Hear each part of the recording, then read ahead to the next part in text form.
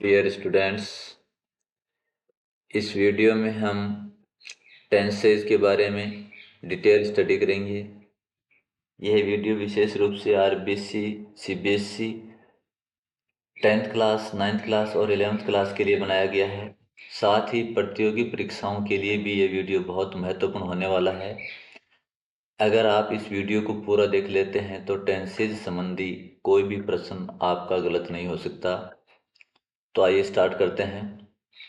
Board exams में किस तरह के प्रश्न पूछे जाते हैं? मुख्य रूप से दो पैटर्न होते हैं।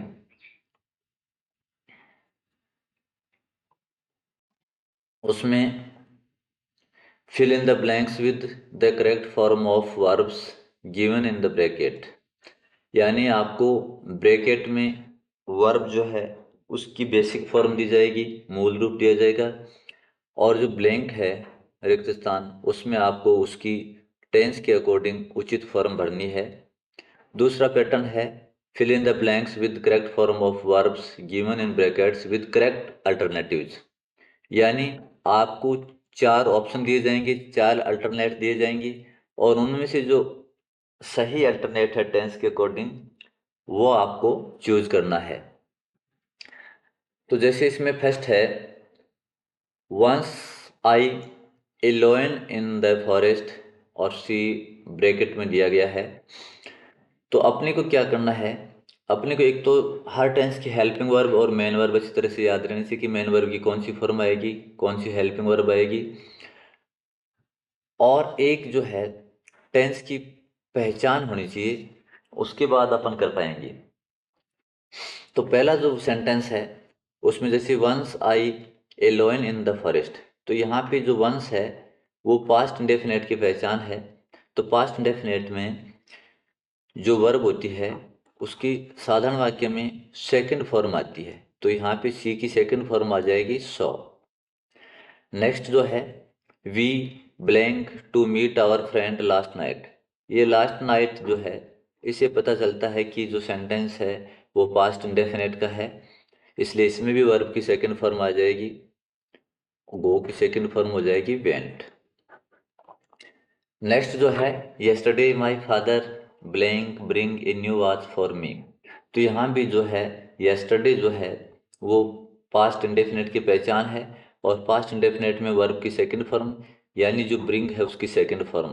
तो ब्रिंग की सेकंड फॉर्म हम देखते हैं कि डी ऑप्शन में है, तो ये आपका ब्रॉट डी ऑप्शन हो गया। ये तो एग्जाम के क्वेश्चंस का पैटर्न हो गया। अब हम टेंसेज की डिटेल से स्टडी करते हैं। सबसे पहले देखिए टेंसेज जो है मूल रूप से जो टेंसेज है उसके तीन पार्ट होते हैं। एक प्रेजेंट टेंस होता है, एक पास्ट टेंस होता है, और एक फ्यूचर टेंस होता है, यानी वर्तमान काल, भूतकाल और भविष्यत काल।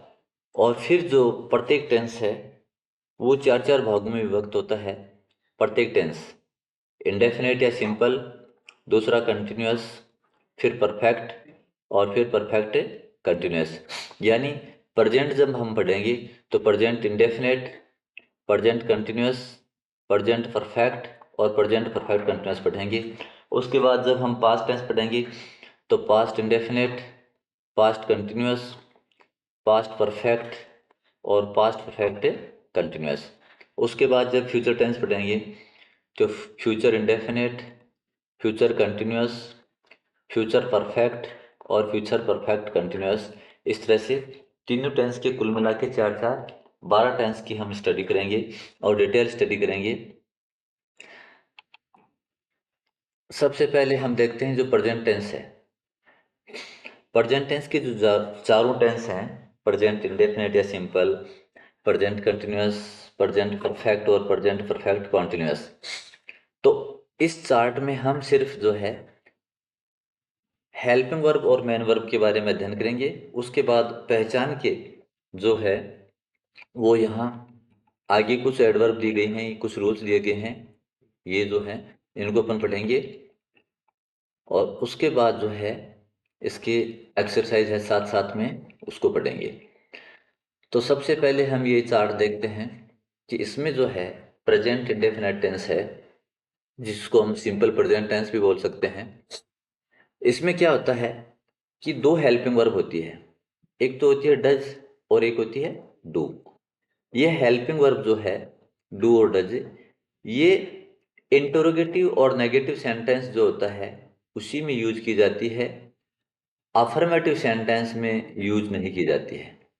यानी इस टेंस में आप हेल्पिंग वर्ब जो है, इंटरोगेटिव सेंटेंस है तो आप डू डज में से सिलेक्ट करेंगे, नेगेटिव सेंटेंस है तो डू डज में से सिलेक्ट करेंगे।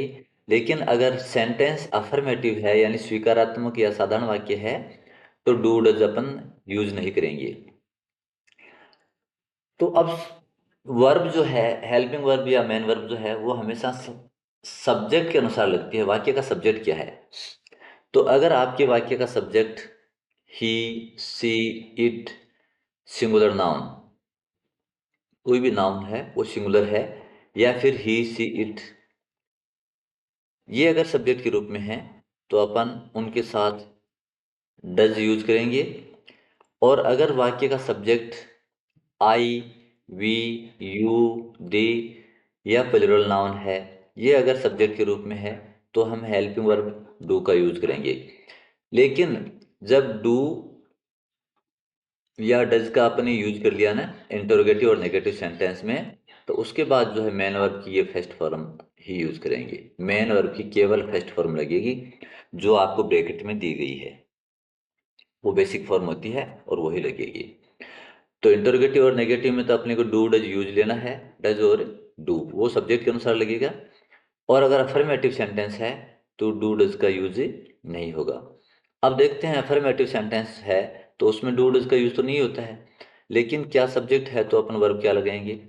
तो देखिए, जब सब्जेक्ट ही, सी, इट या कोई सिंगुलर नाउन सब्जेक्ट है तो उस स्थिति में हम जो मेन वर्ब है उसकी फर्स्ट फॉर्म में एस या एस जोड़ेंगे। मेन वर्ब की फर्स्ट फॉर्म में एस या एस जोड़ेंगे।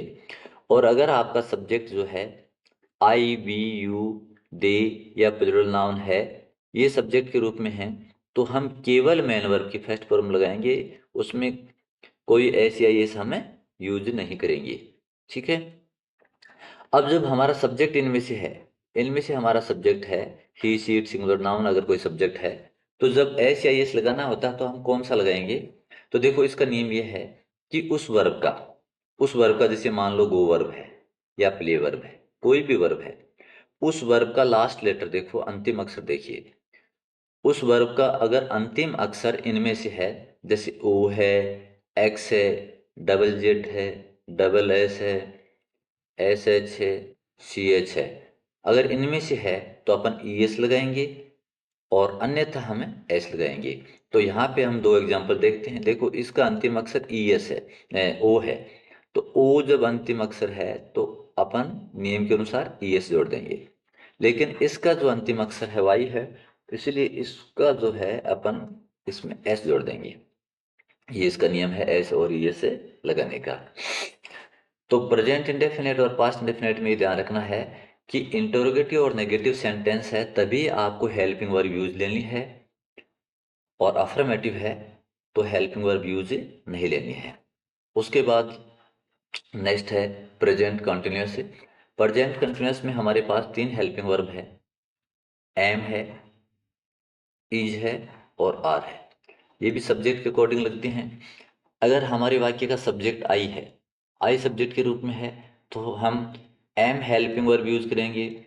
यदि हमारा subject he, she, it, singular noun में से कोई है तो हम इज हेल्पिंग वर्ब यूज करेंगे।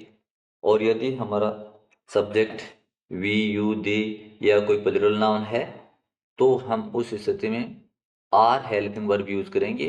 और उसके बाद जब मेन वर्ब लगाएंगे तो मेन वर्ब की फर्स्ट फॉर्म में आईएनजी हमें जोड़ेंगे।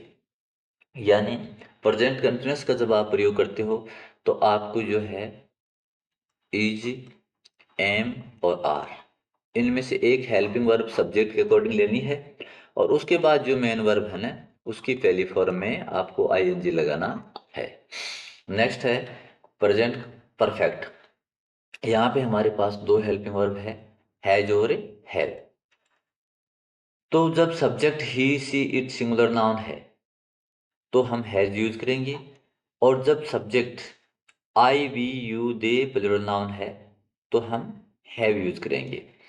और हैज या हैव में से सब्जेक्ट के अनुसार यूज करने के बाद में मेन वर्ब जो है ना उसकी थर्ड फॉर्म जो है, ये थर्ड फॉर्म अपने यूज करेंगे। उसके बाद जो है अगला टेंस है प्रेजेंट परफेक्ट कॉन्टिन्यूस टेंस है। उसमें क्या है, जो प्रेजेंट परफेक्ट में हैज और हैव है उसी हेल्पिंग वर्ब में अपन बीन और जोड़ देंगे तो इस टेंस की हेल्पिंग वर्ब बन जाएगी। सब्जेक्ट ही सी इट या सिंगुलर नाउन है तो हम हैज बीन यूज करेंगे हेल्पिंग वर्ब के रूप में। और यदि हमारा subject I we you they या प्लूरल नाउन है तो हम हैव बीन के रूप में हेल्पिंग वर्ब यूज करेंगे। और उसके बाद जब मेन वर्ब लगाएंगे तो मेन वर्ब की फर्स्ट फॉर्म में आईएनजी जुड़ जाएगा। हैज बीन या हैव बीन सब्जेक्ट के अनुसार लेंगे और उसके बाद मेन वर्ब की फर्स्ट फॉर्म में आईएनजी। अब इसको याद करने का देखो कितना आसान तरीका है कि ये जो अपने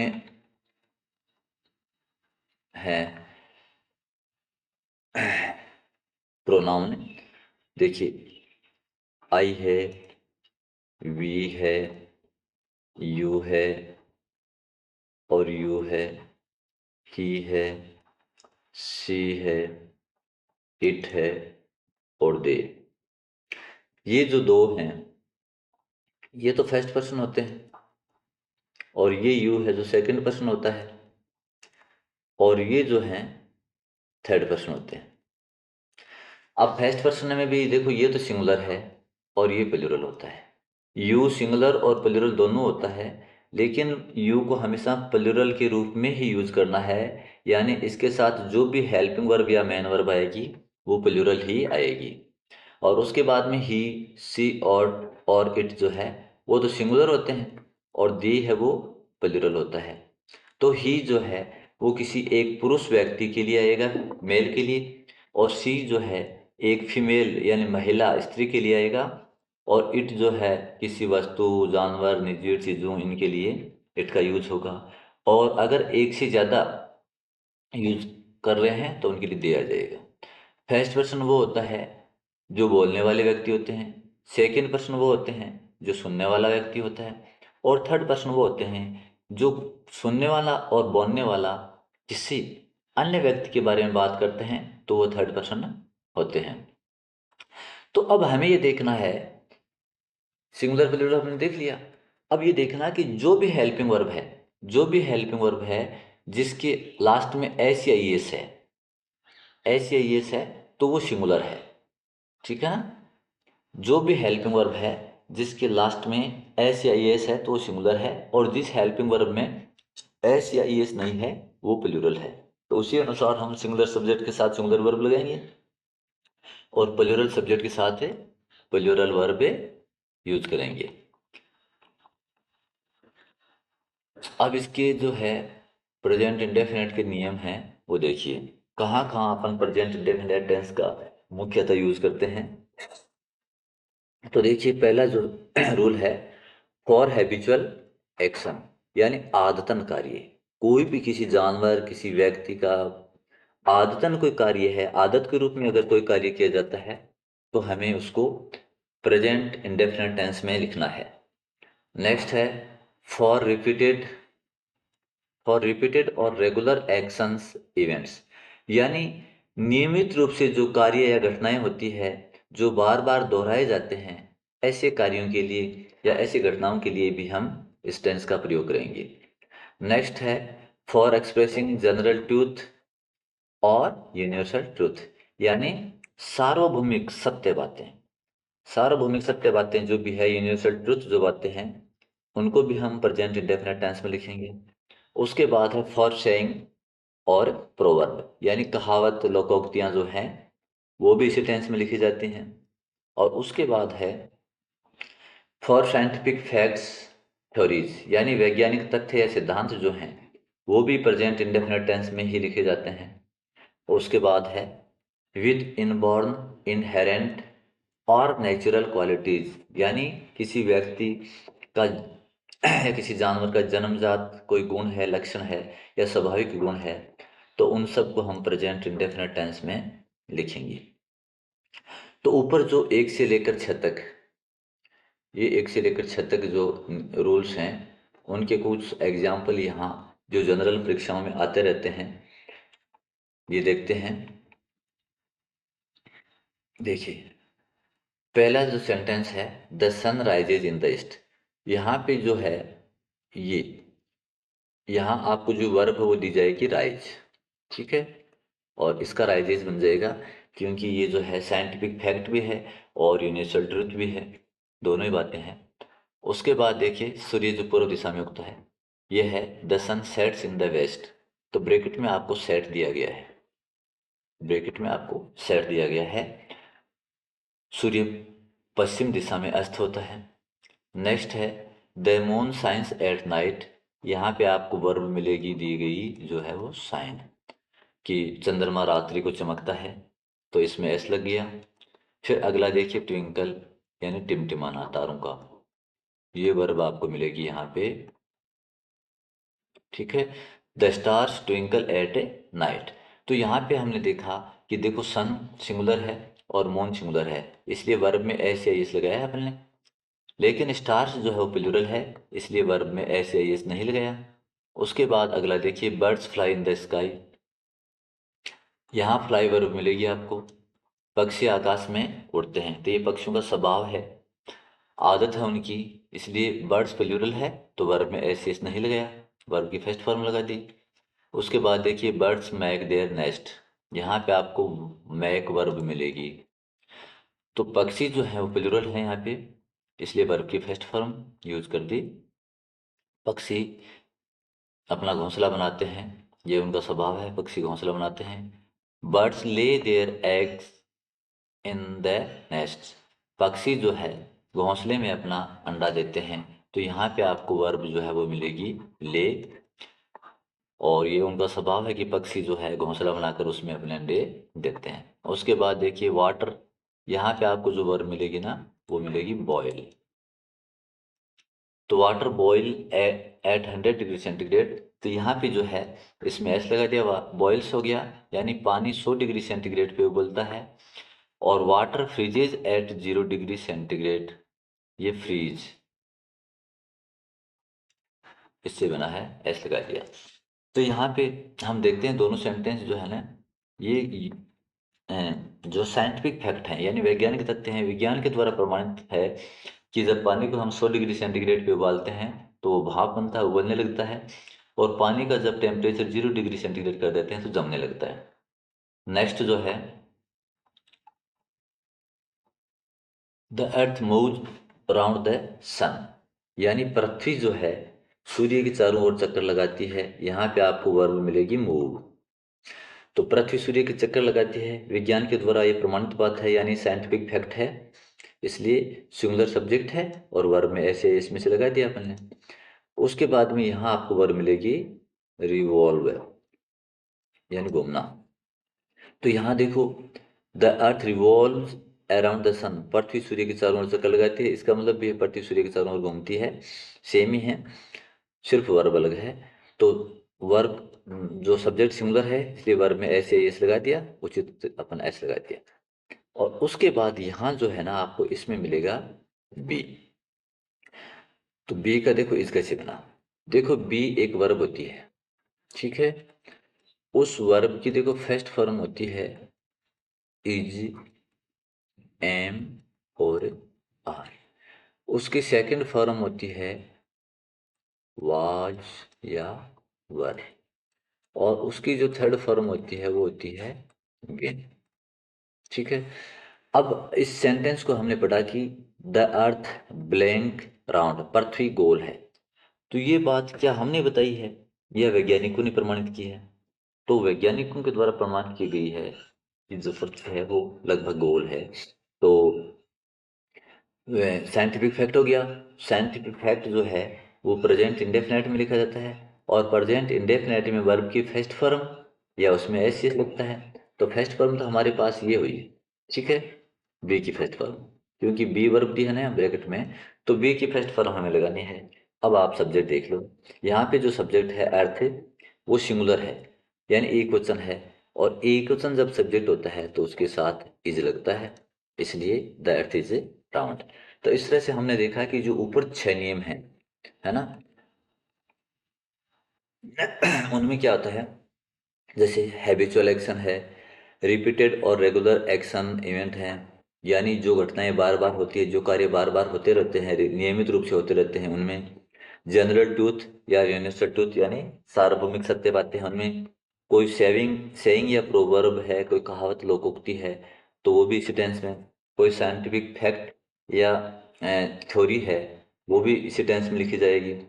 और कोई किसी जानवर या व्यक्ति या पशु का जो है जन्मजात गुण है या उसका कोई स्वाभाविक गुण है, तो वो सब इसी टेंस में लिखे जाते हैं। उसके बाद जो बहुत महत्वपूर्ण है वो नियम है 7। रूल नंबर 7 में देखो क्या है, आपको कुछ एडवर्ब्स याद करनी है और आपको सेंटेंस में वो एडवर्ब, लगभग सेंटेंस में वो एडवर्ब मिल जाते हैं। इन एडवर्ब्स को आपको याद करना है। तो इस एडवर्ब्स को मैंने जो है ना अलग अलग कैटेगरी में बांट रखा है प्रेजेंट इंडेफिनिट टेंस में। देखिए आप, सबसे पहले always, often, sometimes, daily, usually, generally, occasionally, frequently, regularly, never, seldom, rarely, और कभी कभी एट टाइम्स या फिर नाउ एंड देन भी आ सकता है। यानी कि यहाँ जो रेयरली है ना, वहाँ तक ऑलवेज से लेकर रेयरली तक की जो एडवर्ब हैं वो तो प्राय आती रहती हैं। किसी किसी वाक्य में कभी कभी एट टाइम्स और नाउ एंड देन भी आ सकता है। अगर ये एडवर्ब आई हैं तो आप समझना वो प्रेजेंट इंडेफिनिट टेंस है। फिर उसके अनुसार आप वर्ब और हेल्पिंग वर्ब जो भी लगानी है वो लगाएंगे।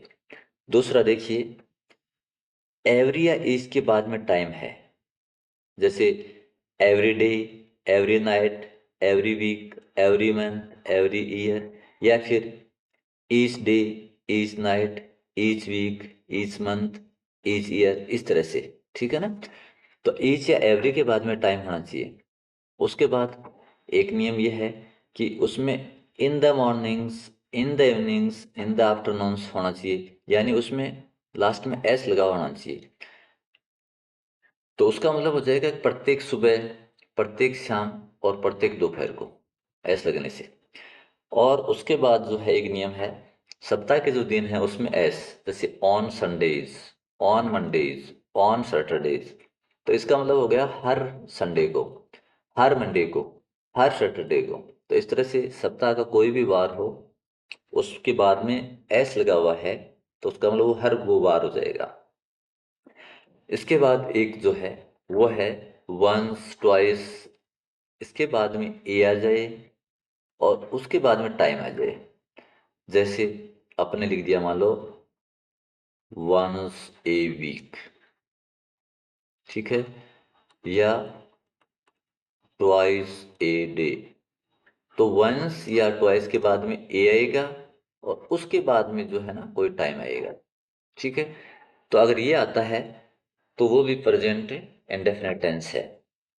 उसके बाद एक नियम और है कि अगर सेंटेंस इंपेरेटिव सेंटेंस है तो उसमें भी मेन वर्ब की फर्स्ट फॉर्म लगती है, उसमें कभी एस यस नहीं लगता है। इंपेरेटिव सेंटेंस यानी आज्ञा सूचक या आदेशात्मक जो वाक्य होते हैं, और आदेशात्मक या आज्ञा सूचक जो वाक्य होते हैं, इंपेरेटिव सेंटेंस होते हैं, उनकी 4 प्रकार की स्ट्रक्चर होती है, 4 प्रकार की संरचना होती है। कुछ वाक्य ऐसे होते हैं जो केवल मेन वर्ब की फर्स्ट फॉर्म से ही शुरू होते हैं। ठीक है। कुछ वाक्य ऐसे होते हैं जो प्लीज या काइंडली से स्टार्ट होते हैं। कुछ वाक्य ऐसे होते हैं जो डू नॉट या डोंट से शुरू होते हैं। और कुछ वाक्य ऐसे होते हैं जो लेट से प्रारंभ होते हैं। तो ये समझ लेना वो इम्पेरेटिव सेंटेंस है और उसमें मेन वर्ब की फर्स्ट फॉर्म ही लगेगी, यानी जो ब्रैकेट में आपको फॉर्म दी गई है वो ही आपको भरनी है। अब एग्जाम्पल के रूप में आप देखिए, जैसे हमने यहाँ लिख दिया गो स्लोली, ठीक है, और ये मान लो यहाँ पे खालिस्तान है, ब्लैंक है, और यहाँ उसने दे दिया जो है गो दे दी वर्ब, और आपको कह दिया कि यहाँ वर्ब भरिए। ठीक है। तो हम देखेंगे स्टार्टिंग में वाक्य के नॉर्मली तो क्या होता है, सब्जेक्ट आता है। लेकिन यहाँ सब्जेक्ट दिया हुआ नहीं है, ये तो वर्ब है और आपसे वर्ब भरवाई है शुरू में। तो शुरू में जब वर्ब भरवाई है तो वर्ब की फर्स्ट फॉर्म से शुरू होता है, वो इम्पेरेटिव सेंटेंस होता है। तो आप इसकी फर्स्ट फॉर्म भर दोगे, गो स्लोली, यानी धीरे धीरे चलिए। ऐसे ही इसमें मान लो जैसे है please land me you on, ये सेंटेंस है मान लो, ठीक है, ऑन। अब हम देखेंगे कि प्लीज या काइंडली से जो सेंटेंस स्टार्ट होता है वो इम्पेरेटिव सेंटेंस होता है, और इम्पेरेटिव सेंटेंस में मेन वर्ब की फर्स्ट फॉर्म, यानी इसकी फर्स्ट फॉर्म ही रह जाएगी, कोई एस एस नहीं लगाना है, लैंड। नेक्स्ट है डू नॉट हो चाहे डोंट हो, एक ही बात है। उससे अगर कोई वाक्य शुरू होता है तो उसमें भी यही, जैसे मान लो कह दिया डोंट डिस्टर्ब मी, ये वाक्य है, तो अपन देखेंगे कि स्टार्टिंग में डू नॉट या डोंट है, इसका मतलब ये वर्ब की फर्स्ट फॉर्म ही आ जाएगी यहाँ पे, डिस्टर्ब। और उसके बाद जो है लेट से प्रारंभ होने वाले वाक्य, तो इसमें भी देखो दो तरह की स्ट्रक्चर बनती है लेट वाले में। एक तो जो है ये बनती है कि लेट के बाद में अस आता है, जैसे लेट्स लिख दो, से लेट अस लिख दो, और फिर यहाँ और ब्रैकेट आ गया, ऐसे प्ले टुगेदर। तो लेट से शुरू हो गया, कहने का मतलब लेट से शुरू हो गया तो वर्ब की फर्स्ट फॉर्म यहाँ आ जाएगी, ये कोई ऐसी इस नहीं लगेगा। दूसरी इसकी एक संरचना और होती है कि लेट के बाद में अस नहीं हो, तो उसके बाद में जैसे let me, let him, let her, let them, let Ram, ऐसे आते हैं, उसमें अस नहीं आता है। तो उसमें क्या होता है, लेट मी, जैसे ये ब्रैकेट में ये है प्ले, और यहाँ क्या परमिशन मांगता है वो, लेट मी प्ले हियर। तो लेट से तो स्टार्ट है ना, इसलिए वर्ब की फर्स्ट फॉर्म ही आएगी। तो ये याद रखना है कि अगर इम्पेरेटिव सेंटेंस है वो मेन वर्ब की फर्स्ट फॉर्म से शुरू हो रहा है, प्लीज या काइंडली से शुरू हो रहा है, डू नॉट या डोंट से शुरू हो रहा है, और लेट से शुरू हो रहा है, तो उसमें मेन वर्ब की फर्स्ट फॉर्म ही आएगी। अब हम देखते हैं इनके एग्जाम्पल, अभी जो रूल्स हमने पढ़े हैं प्रेजेंट इंडेफिनिट के। देखिए पहला एग्जाम्पल है राधा ड्राइव ए बाइक डेली। तो यहाँ पे हम देखते हैं कि ये जो डेली है ना, डेली यानी प्रतिदिन या हमेशा, इससे पता चलता है ये प्रेजेंट इंडेफिनिट टेंस है, ठीक है, और प्रेजेंट इंडेफिनिट टेंस है। नेक्स्ट सेंटेंस में हम देखते हैं, देखो every day, every plus time आ गया। नेक्स्ट में हम देखते हैं, देखो ऑफन आ गया। अगले में हम देखते हैं, देखो ऑलवेज आ गया। उसके अगला सेंटेंस जो है उसमें देखो जनरली है। उससे जो अगला सेंटेंस है उसमें पता नहीं चल रहा है अभी। उसके जो अगला सेंटेंस है उसमें नेवर आ गया, और उससे जो अगला सेंटेंस है उसमें भी पता नहीं चल रहा है, और उससे जो अगला सेंटेंस है उस यूजुअली। तो ये जो है इनमें तो एडवर्ब का पता चल रहा है। तो सबसे पहले हमने एडवर्ब को याद करना है, उसके बाद हम ये तय कर लेंगे कि कौन सा टेंस है। अब यहाँ हमने देखा कि ये एडवर्ब आ रही है डेली, एवरीडे, ऑफन है, ऑलवेज है, जनरली है, नेवर है, यूजुअली है, तो ये प्रेजेंट इंडेफिनिट टेंस में आते हैं। और फिर अपन ये देखेंगे कि वो वाक्य साधारण है, प्रश्नवाचक है या नेगेटिव है। अगर वो अफर्मेटिव सेंटेंस है, यानी शुरू शुरू में जो है ना, अफर्मेटिव सेंटेंस है ना, उसके शुरू में सब्जेक्ट होता है, शुरू में सब्जेक्ट होता है, और उसके लास्ट में जो है फुल स्टॉप होता है। शुरू में सब्जेक्ट है, लास्ट में फुल स्टॉप है, तो वो अफर्मेटिव है। और नेगेटिव जो है ना उसमें भी ज़्यादा फर्क नहीं है। देखो यहाँ क्या होता है, शुरू में सब्जेक्ट, ठीक है, लेकिन इसमें एक नोट भी मिलेगा आपको बीच में, और लास्ट में फुल स्टॉप, ठीक है ना। तो अफर्मेटिव नेगेटिव का ये ध्यान रखना है कि जो अफर्मेटिव है उसके शुरू में सब्जेक्ट है, लास्ट में फुल स्टॉप है। नेगेटिव है उसके भी शुरू में सब्जेक्ट है, लास्ट में फुल स्टॉप है, लेकिन उसमें नोट भी मिलेगा। तो आपको ये देखना है कि वाक्य अफर्मेटिव है, नेगेटिव है या इंटरोगेटिव है।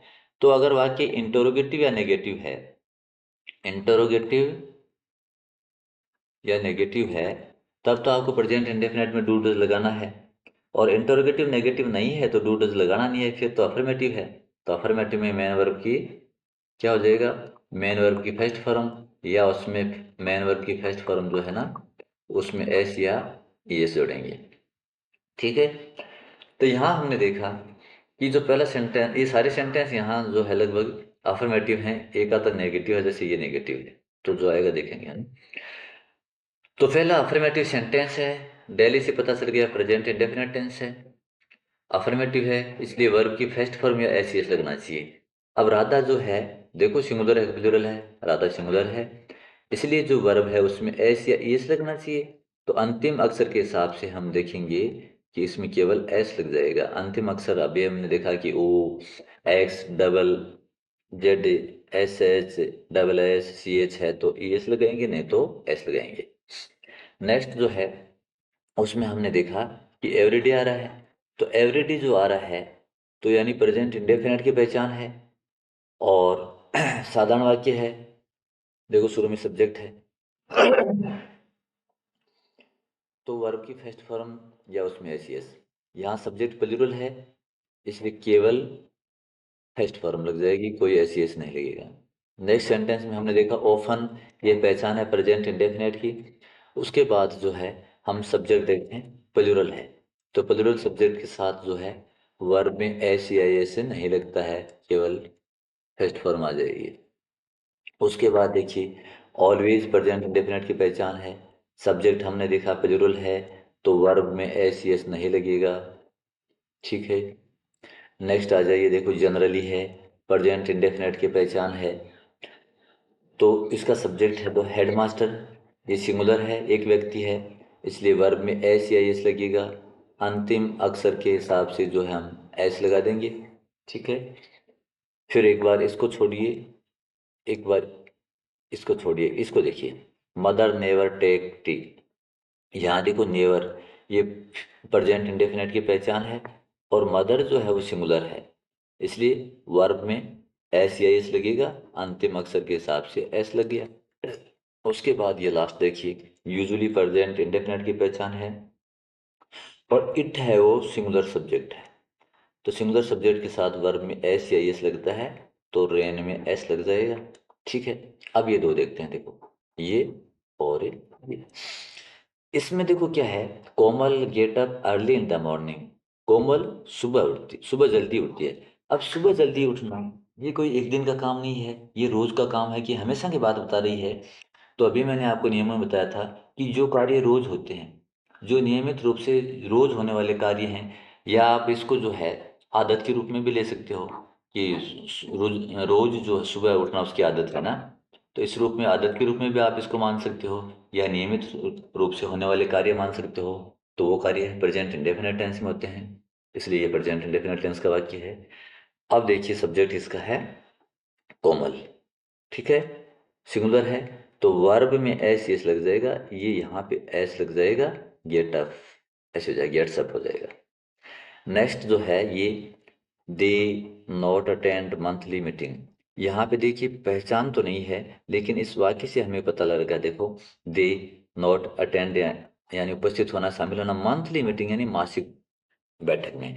अब मासिक बैठक यानी हर महीने होने वाली बैठक, इसका मतलब हर महीने बैठक होती है, यानी नियमित अंतराल से बैठक हो रही है, इसलिए प्रेजेंट इंडेफिनिट का वाक्य है, और प्रेजेंट इंडेफिनिट का वाक्य है।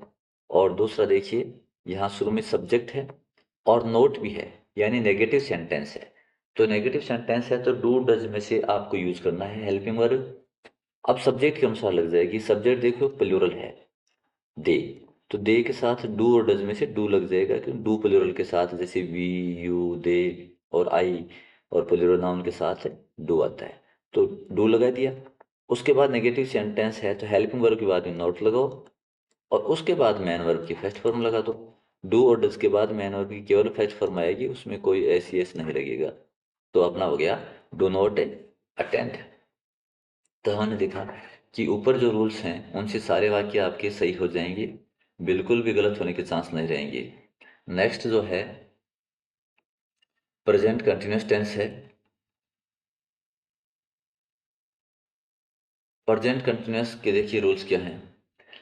फर्स्ट नियम रूल जो है वो ये है, to express an action that is happening और progressing at the time of speaking और in these days, but not at the time of speaking. देखिए क्या नियम है, कि ऐसे कार्य जो बोलते समय हो रहे हैं, चल रहे हैं, या फिर बोलते समय तो नहीं चल रहे लेकिन इन दिनों चल रहे हैं। कौन से कार्य? ऐसे कार्य जो बोलते समय हो रहे हैं तो इसी टेंस में लिखेंगे, या फिर जो कार्य बोलते समय तो नहीं हो रहे लेकिन इन दिनों जो कार्य चल रहे हैं उनमें भी हम present indefinite present continuous tense का ही प्रयोग करेंगे। कार्य का चलना जरूरी है इसमें, कंटिन्यूअस। फिर इसके बाद जो दूसरा रूल है वो बहुत महत्वपूर्ण है एग्जाम्स के लिए। देखिए ये वर्ड, ये कुछ एडवर्ब हैं, जैसे नाउ है, अब। नाउ ए डेज का मतलब होता है इन दिनों, दीज डेज इन दिनों, स्टिल अब भी, at present, eight this time, eight this moment और इन द प्रेजेंट टाइम। ये एडवर्ब आपको याद करनी है। अगर ये एडवर्ब वाक्य के अंदर है तो समझ लेना वो वाक्य कौन सा है, प्रेजेंट कंटिन्यूअस टेंस का है। इसमें ये एडवर्ब बहुत इंपॉर्टेंट है, देखो now, now A days, these days, still, at present, at this time और at this moment। ये जो है ना ये बहुत आते हैं, इनमें से कोई न कोई एडवर्ब आपको मिल जाएगी सेंटेंस में। तो जब ये आ जाए तो प्रेजेंट कंटिन्यूस टेंस है। उसके बाद हमें जो है helping verb is am are में से एक हेल्पिंग वर्ब लगानी है सब्जेक्ट के अकॉर्डिंग, और मेन वर्ब की फर्स्ट फॉर्म जो है उसमें आईएनजी जोड़ देना है। एक नियम इसका और है, ये थर्ड नियम देखो क्या है। जब वाक्य की शुरुआत किसी ध्यान आकर्षित करने वाले शब्द जैसे वॉच, लुक, लिसन, सी, हरी अप इत्यादि शब्दों से हो, और उसके बाद किसी वाक्य में वर्ब भरनी हो तो उसमें प्रेजेंट कंटीन्यूअस टेंस का प्रयोग करना है। अभी एग्जांपल देखते हैं।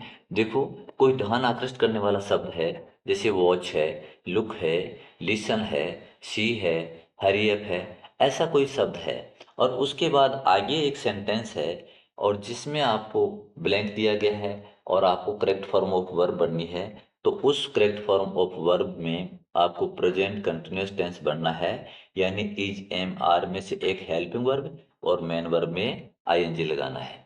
अब इसके एग्जाम्पल देखते हैं। देखिए पहला सेंटेंस है, उसमें देखिए नाउ आ गया। दूसरा सेंटेंस जो है उसमें देखो अभी कोई पहचान नहीं है, इसको एक बार छोड़ो, ठीक है ना। नेक्स्ट देखिए एट दिस टाइम आ गया। अगले में देखिए नाउ ए डेज आ गया। उसके बाद एक बार इसको भी छोड़ो फिर देखते हैं। उसके बाद देखो इसमें दीज डेज आ गया, एक बार इसको भी छोड़ दो, ठीक है।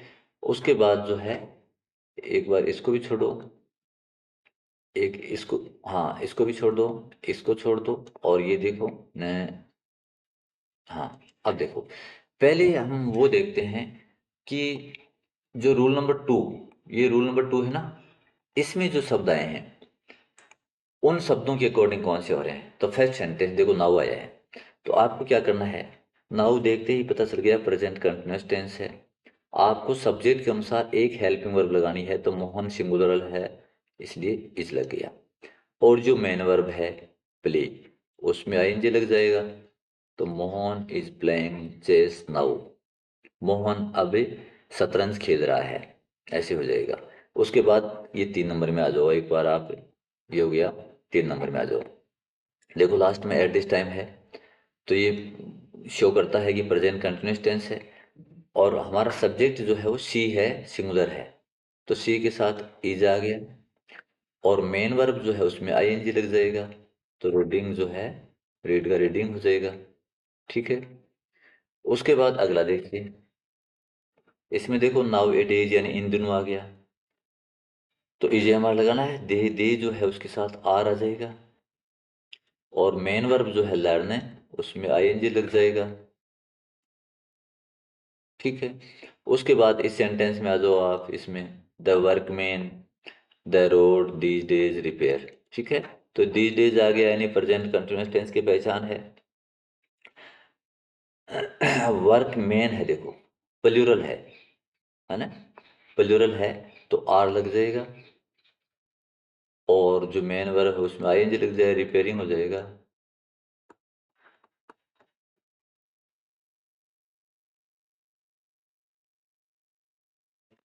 ये जो एडवर्ब थी, जैसे नाउ है, नाउ ए डीज है, दीज डेज है, स्टिल है, एट प्रेजेंट है, एट दिस टाइम है, एट दिस मोमेंट है इत्यादि आए थे। तो उनसे हमें पता चल गया कि प्रेजेंट कंटिन्यूस है। अब कुछ वाक्य ऐसे आ सकते हैं जिनमें ये जो रूल नंबर 3 है ना, ये देखिए, वॉच, लुक, लिसन, सी, हरी अप, ऐसे शब्द आएंगे शुरू में जिनसे ध्यान आकृष्ट होगा और उसके बाद ब्लैंक आएगा।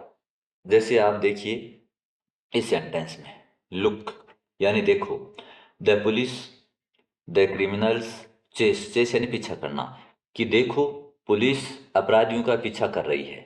तो ऐसे वाक्य के शुरू में इस तरह से कोई लुक, लिसन, वॉच, सी, हरी अप इत्यादि शब्द आएंगे। उसके बाद आगे सेंटेंस आएगा, उसमें ब्लैंक आएगा, उसमें आपको प्रेजेंट कंटिन्यूअस टेंस करना है। अब जो पुलिस है ये प्लूरल माना जाता है, ठीक है ना। तो यहाँ हो जाएगा आर चेसिंग, CHASING हो जाएगा, ठीक है। अब नेक्स्ट देखिए, एक ये देखिए इसमें वॉच, वॉच आ गया यानी देखो, ध्यान से देखो। The tiger blank run after deer, कि देखो एक चीता जो है वो एक हिरण के पीछे दौड़ रहा है, ठीक है। तो टाइगर सिंगुलर है इसलिए इज आ गया और यहां हो जाएगा रनिंग, ठीक है। नेक्स्ट देखिए, लिसन सुनो, यानी हम किसी का ध्यान आकर्षित कर रहे हैं कि सुनो भाई क्या बोल रहा है, कौन कौन बोल रहा है ना। तो ये सेंटेंस देखिए, लिसन सुनो, तो ये ध्यान आकर्षित करने वाला शब्द है। इसमें देखो लिसन है, वॉच है, लुक है, ये ध्यान आकर्षित करने वाले शब्द हैं। तो इनके बाद है जो है, अब देखो समवन जो है ना वो सिंगुलर होता है, इसलिए इसमें इज आ जाएगा और ये वर्ब जो है नॉकिंग हो जाएगा, ING लग जाएगा इसमें, ठीक है, नॉकिंग। अब इसके अलावा कुछ सेंटेंस बच गए जिन में इन नियमों से पता नहीं चल रहा है, अपन सेंटेंस को पढ़ के पता लगाएंगे। ये देखो सेकंड सेंटेंस देखिए ये, ठीक है। The match on, you can watch it on television, यानी मैच, गो ऑन का मतलब होता है चालू रहना, गो ऑन का मतलब होता है चालू रहना, जारी रहना, ठीक है ना। You can watch it on the television, आप इसे टेलीविजन पे देख सकते हैं। यानी ये सेंटेंस ये बता रहा है कि आप मैच को टेलीविजन पे देख सकते हैं, इसका मतलब मैच जारी है, और मैच जारी है इसका मतलब कंटिन्यूस टेंस है, इसलिए हो गया मैच सिंगुलर है, द मैच इज गोइंग। तो ये वाक्य को पढ़ने से पता चलेगा, ऐसे कोई वाक्य आ जाता है तो उसके सेंस से पता चलेगा कि काम चल रहा है या पूरा हो गया या होगा। नेक्स्ट आप देखिए, फिर उसके बाद है, ये देखो लुक वाला हमने कर ही लिया, उसके बाद ये देखिए ये कर लिया। अब ये देखिए यहाँ पे, the minister visit the city tomorrow, today, यानी मंत्री जो है आज शहर का दौरा कर रहे हैं या करेंगे। देखो टुडे जब आता है ना, तो टुडे वाला जो है या तो आप प्रेजेंट कंटिन्यूस में करना,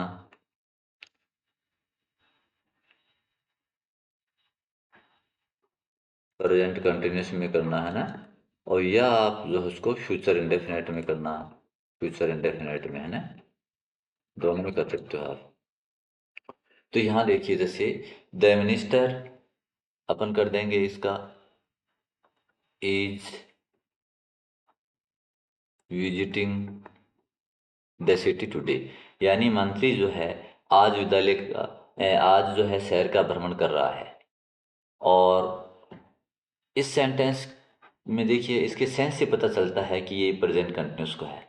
corona disease blank day by day spread, spread यानी फैलना, डे बाय डे यानी दिन प्रतिदिन, यानी अपन ये कहेंगे कि कोरोना बीमारी जो है ना दिन प्रतिदिन फैल रही है, इसका मतलब काम कंटिन्यू है, और जब काम कंटिन्यू होता है तो कंटिन्यूस टेंस में होता है, इसलिए कोरोना डिजीज सिंगुलर है, इसलिए इज, और स्प्रेडिंग हो जाएगा SPREADING, स्प्रेडिंग। नेक्स्ट देखिए, नीचे वाला सेंटेंस देखिए पहले, द प्लांट यानी पौधा जो है, डे बाय डे यानी दिन प्रतिदिन, ग्रो यानी बढ़ना, तो पौधा दिन प्रतिदिन वृद्धि करता है, बढ़ता है, तो मतलब निरंतर कार्य जारी है, और निरंतर कार्य जारी है तो कंटिन्यूस टेंस में होगा। इसलिए इसमें आप द प्लांट इज ग्रोइंग, पौधा दिन प्रतिदिन बढ़ रहा है। अब इसको देखिए, ही गो टू मार्केट टुडे, यानी इसको अपन कह सकते हैं या तो वह आज बाजार जा रहा है या वह आज बाजार जाएगा। तो टुडे वाला जो सेंटेंस है ना, उसमें आप प्रेजेंट कंटिन्यूअस या फ्यूचर इंडेफिनिट दोनों ही कर सकते हो। तो सेंस के अनुसार देख लेना, फ्यूचर इंडेफिनिट भी अच्छा सेट होता है। जैसे देखो, यहाँ जो एक आया था ये इसमें, कि मंत्री जो है आज शहर का दौरा करेगा, शहर का भ्रमण करेगा, तो फ्यूचर इंडेफिनिट में आप इसको कर सकते हो। इसको भी आप फ्यूचर इंडेफिनिट में भी कर सकते हो और प्रेजेंट कंटिन्यूस में भी कर सकते हो। प्रेजेंट कंटिन्यूस में करेंगे तो देखो हो जाएगा he is going to market today, आज वह बाजार जा रहा है, ठीक है। और इसका फ्यूचर में करेंगे तो अपन आगे फ्यूचर पढ़ेंगे, उस समय देख लेंगे, है ना। तो टुडे वाले को अभी तो आप सस्पेंस में रखो, उसको वाक्य में देखना कि कौन सा सेट होता है, उस हिसाब से करना है आपको। बाकी ये एडवर्ब आप याद कर लोगे, now, now days, these days, still, at present, eight this time, eight this moment. और उसके बाद ये ध्यान आकृष्ट करने वाले शब्दों के बाद प्रेजेंट कंटिन्यूस टेंस का प्रयोग होता है, तो आपका प्रेजेंट कंटिन्यूस टेंस निश्चित रूप से सही हो जाएगा। अब देखिए प्रेजेंट परफेक्ट, परफेक्ट यानी काम पूरा हो गया, उसमें प्रेजेंट में काम पूरा हो गया। तो एन फर्स्ट रूल है, एन एक्शन या इवेंट, कोई कार्य या घटना, which has completed some time in the past, जो भूतकाल में पूरी हो गई, बीते हुए समय में वो कंप्लीट हो गई, ऐसा कोई कार्य या कोई घटना। लेकिन but we are talking about it in the present, लेकिन काम तो पूरा हो गया लेकिन हम वर्तमान में इसकी बात कर रहे हैं, ऐसे कार्य इस टेंस में लिखे जाते हैं। और एग्जाम्स में मुख्यतः इन एडवर्ब्स में से कोई न कोई एडवर्ब आ जाता है, जैसे just, already, recently, lately, yet, yet वाले में नोट भी पहले आएगा, सो फार। ये तो बहुत इंपॉर्टेंट एडवर्ब हैं जो अक्सर वाक्यों में आती रहती है, just, already, recently, lately, not yet, so far. उसके बाद इनको थोड़ा ध्यान से देखना, देखो by now, just now, till now, up till now, ये चार जो हैं, इसमें आप देखो प्रेजेंट कंटिन्यूस में नाउ आता है और नाउ ही डेज आता है। तो अगर ये आ रहा है, नाउ ये डेज आ रहा है या नाउ आ रहा है, तो प्रेजेंट कंटिन्यूस है। लेकिन नाउ के साथ अगर बाई या जस्ट या टिल या अनटिल अगर नाउ के साथ है, या अप टू अगर नाउ के साथ है, तो प्रेजेंट परफेक्ट टेंस है, प्रेजेंट कंटिन्यूस नहीं है। ये नाउ में सस्पेंस मत हो जाना कि अगर अकेला नाउ है तो प्रेजेंट कंटिन्यूस है, या नाउ ए डेज है तो प्रेजेंट कंटिन्यूस है। लेकिन नाउ से पहले जैसे बाई है, जस्ट है, टिल है, अनटिल है और अप टू है, अगर ये नाउ के साथ हैं तो वो प्रेजेंट परफेक्ट टेंस है, ठीक है। और एक जो है इसमें एवर शब्द भी प्रेजेंट परफेक्ट टेंस में आता है, एक जो है नेवर शब्द प्रेजेंट परफेक्ट में आता है। अब आप देखेंगे कि नेवर जो है ना, वो दो टेंसों में आ चुका है, एक तो प्रेजेंट इंडेफिनेट में आ चुका है, प्रेजेंट इंडेफिनेट में, ठीक है। और एक जो है प्रेजेंट परफेक्ट में, दो टेंसों में आता है। अब देखते हैं कौन सा किस में आएगा, अभी आपको क्लियर कर देते हैं।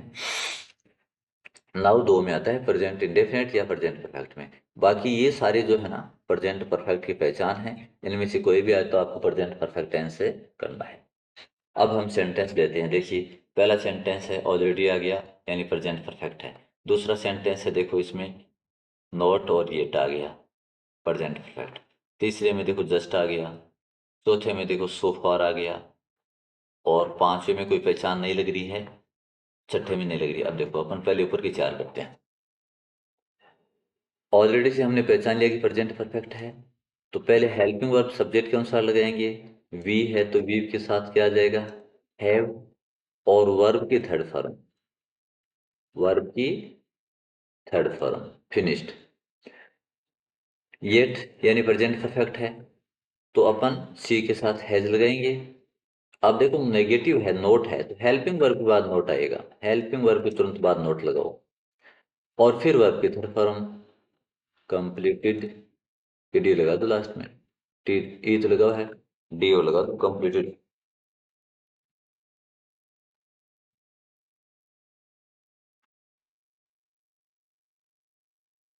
उसके बाद अगला सेंटेंस है, उस उसमें देखो जस्ट आ गया। ठीक है, तो जस्ट के पहले हेल्पिंग ऑलरेडी और जस्ट जो है ना, उसके पहले हेल्पिंग वर्ब आती है, याद रखना। जस्ट और ऑलरेडी, हेल्पिंग वर्ब उससे पहले रहती है, मैन वर्ब बाद में रहती है। तो यहां अपन लगा देंगे माई ब्रदर हैज, और फिर जस्ट लिखेंगे, और वर्ब की थर्ड फॉर्म, लीव की थर्ड फॉर्म होती है लेफ्ट। ये याद रखना है कि जस्ट और ऑलरेडी है ना, उसके पहले हेल्पिंग वर्ब रहती है, बाद में मैन वर्ब रहती है। उसके बाद देखिए सो फार आ गया, तो प्रेजेंट परफेक्ट है। तो कोरोना वायरस सिंगुलर है, तो हैज, और टेक की third form taken, a lot of lives so far, यानी कोरोना वायरस ने अब तक अनेक जिंदगियां ले ली है, अनेक जीवने ले लिए हैं। ये चार तो हो गए। अब देखते हैं इसमें और इसमें। देखो जो कार्य पूरा हो गया है लेकिन वर्तमान में उसका प्रभाव है, सेंटेंस से ऐसा आभास हो कि ये कार्य कंप्लीट तो हो गया लेकिन इसका वर्तमान पे प्रभाव है, तो उसको अपन प्रेजेंट परफेक्ट में लिखते हैं, चाहे उसमें पहचान हो चाहे ना हो। तो यहाँ पे हम देखते हैं कि we have revise our course twice. ये कह रहा है कि हमने हमारा कोर्स जो दो बार जो है ना उसका रिवाइज कर लिया, रिवीजन कर लिया, पुनरावृत्ति कर लिया, उसका दोहरान कर लिया दो बार, इसका मतलब काम कंप्लीट हो गया। ठीक है ना, तो काम कंप्लीट हो गया, यानी प्रेजेंट में काम कंप्लीट। और वैसे भी देखो हैव आ रहा है यहाँ पे, तो हैव या हैज किस में आता है, प्रेजेंट परफेक्ट में आता है। तो अब आपको थर्ड फॉर्म लगानी है सिर्फ यहाँ पे तो। ठीक है, तो we have revised our course twice. इस सेंटेंस में देखिए, ही इज टायर्ड, वह थक गया है। ही वॉक ए लॉन्ग वे, थका कब? जब लॉन्ग वे चला तभी तो थका ना, इसका मतलब काम कंप्लीट है, उसने दूरी तय की है तभी तो वो थका है। तो यानी काम हो गया, जो काम हो गया परफेक्ट में हो गया, इसलिए ही हैज वॉकड। सेंटेंस क्या बना देखो, वह थक गया है, he has walked a long way, उसने लंबी दूरी तय की है या वह लंबी दूरी तक चला है, इसलिए थक गया, तो काम कंप्लीट हो गया। तो दोनों वाक्यों में काम जो है वो कंप्लीट है। इसलिए वाक्य के सेंस से भी हम ये पता लगा सकते हैं कि वो वाक्य प्रेजेंट परफेक्ट का है कि नहीं है। काम कंप्लीट है तो प्रेजेंट परफेक्ट का है वर्तमान में। उसके बाद जो है प्रेजेंट परफेक्ट कंटिन्यूअस टेंस है। देखो इसका रूल क्या है, present perfect continuous is used to talk about an action, यानी ऐसे किसी कार्य के लिए इसका प्रयोग किया जाता है that has started in the past, जो भूतकाल में, अतीत में शुरू हुआ, and is still going on, और अभी भी जारी है, यानी कार्य अभी भी जारी है और भूतकाल में शुरू हुआ। ऐसा वाक्य, ऐसा कार्य जो भूतकाल में शुरू हुआ और अभी भी जारी है, ऐसे वाक्यों में क्या होता है, फॉर या सिंस के बाद टाइम दिया जाता है कि वो कार्य कितने समय से चल रहा है। इसकी खास बात यही है कि यहाँ पे क्या होता है, कोई काम भूतकाल में, पास्ट में स्टार्ट हो गया लेकिन अभी भी वर्तमान में भी चल रहा है, और साथ में इसमें ये दे देते हैं कि वो कार्य कितने समय से चल रहा है, फॉर या सिंस के बाद में टाइम दे देंगे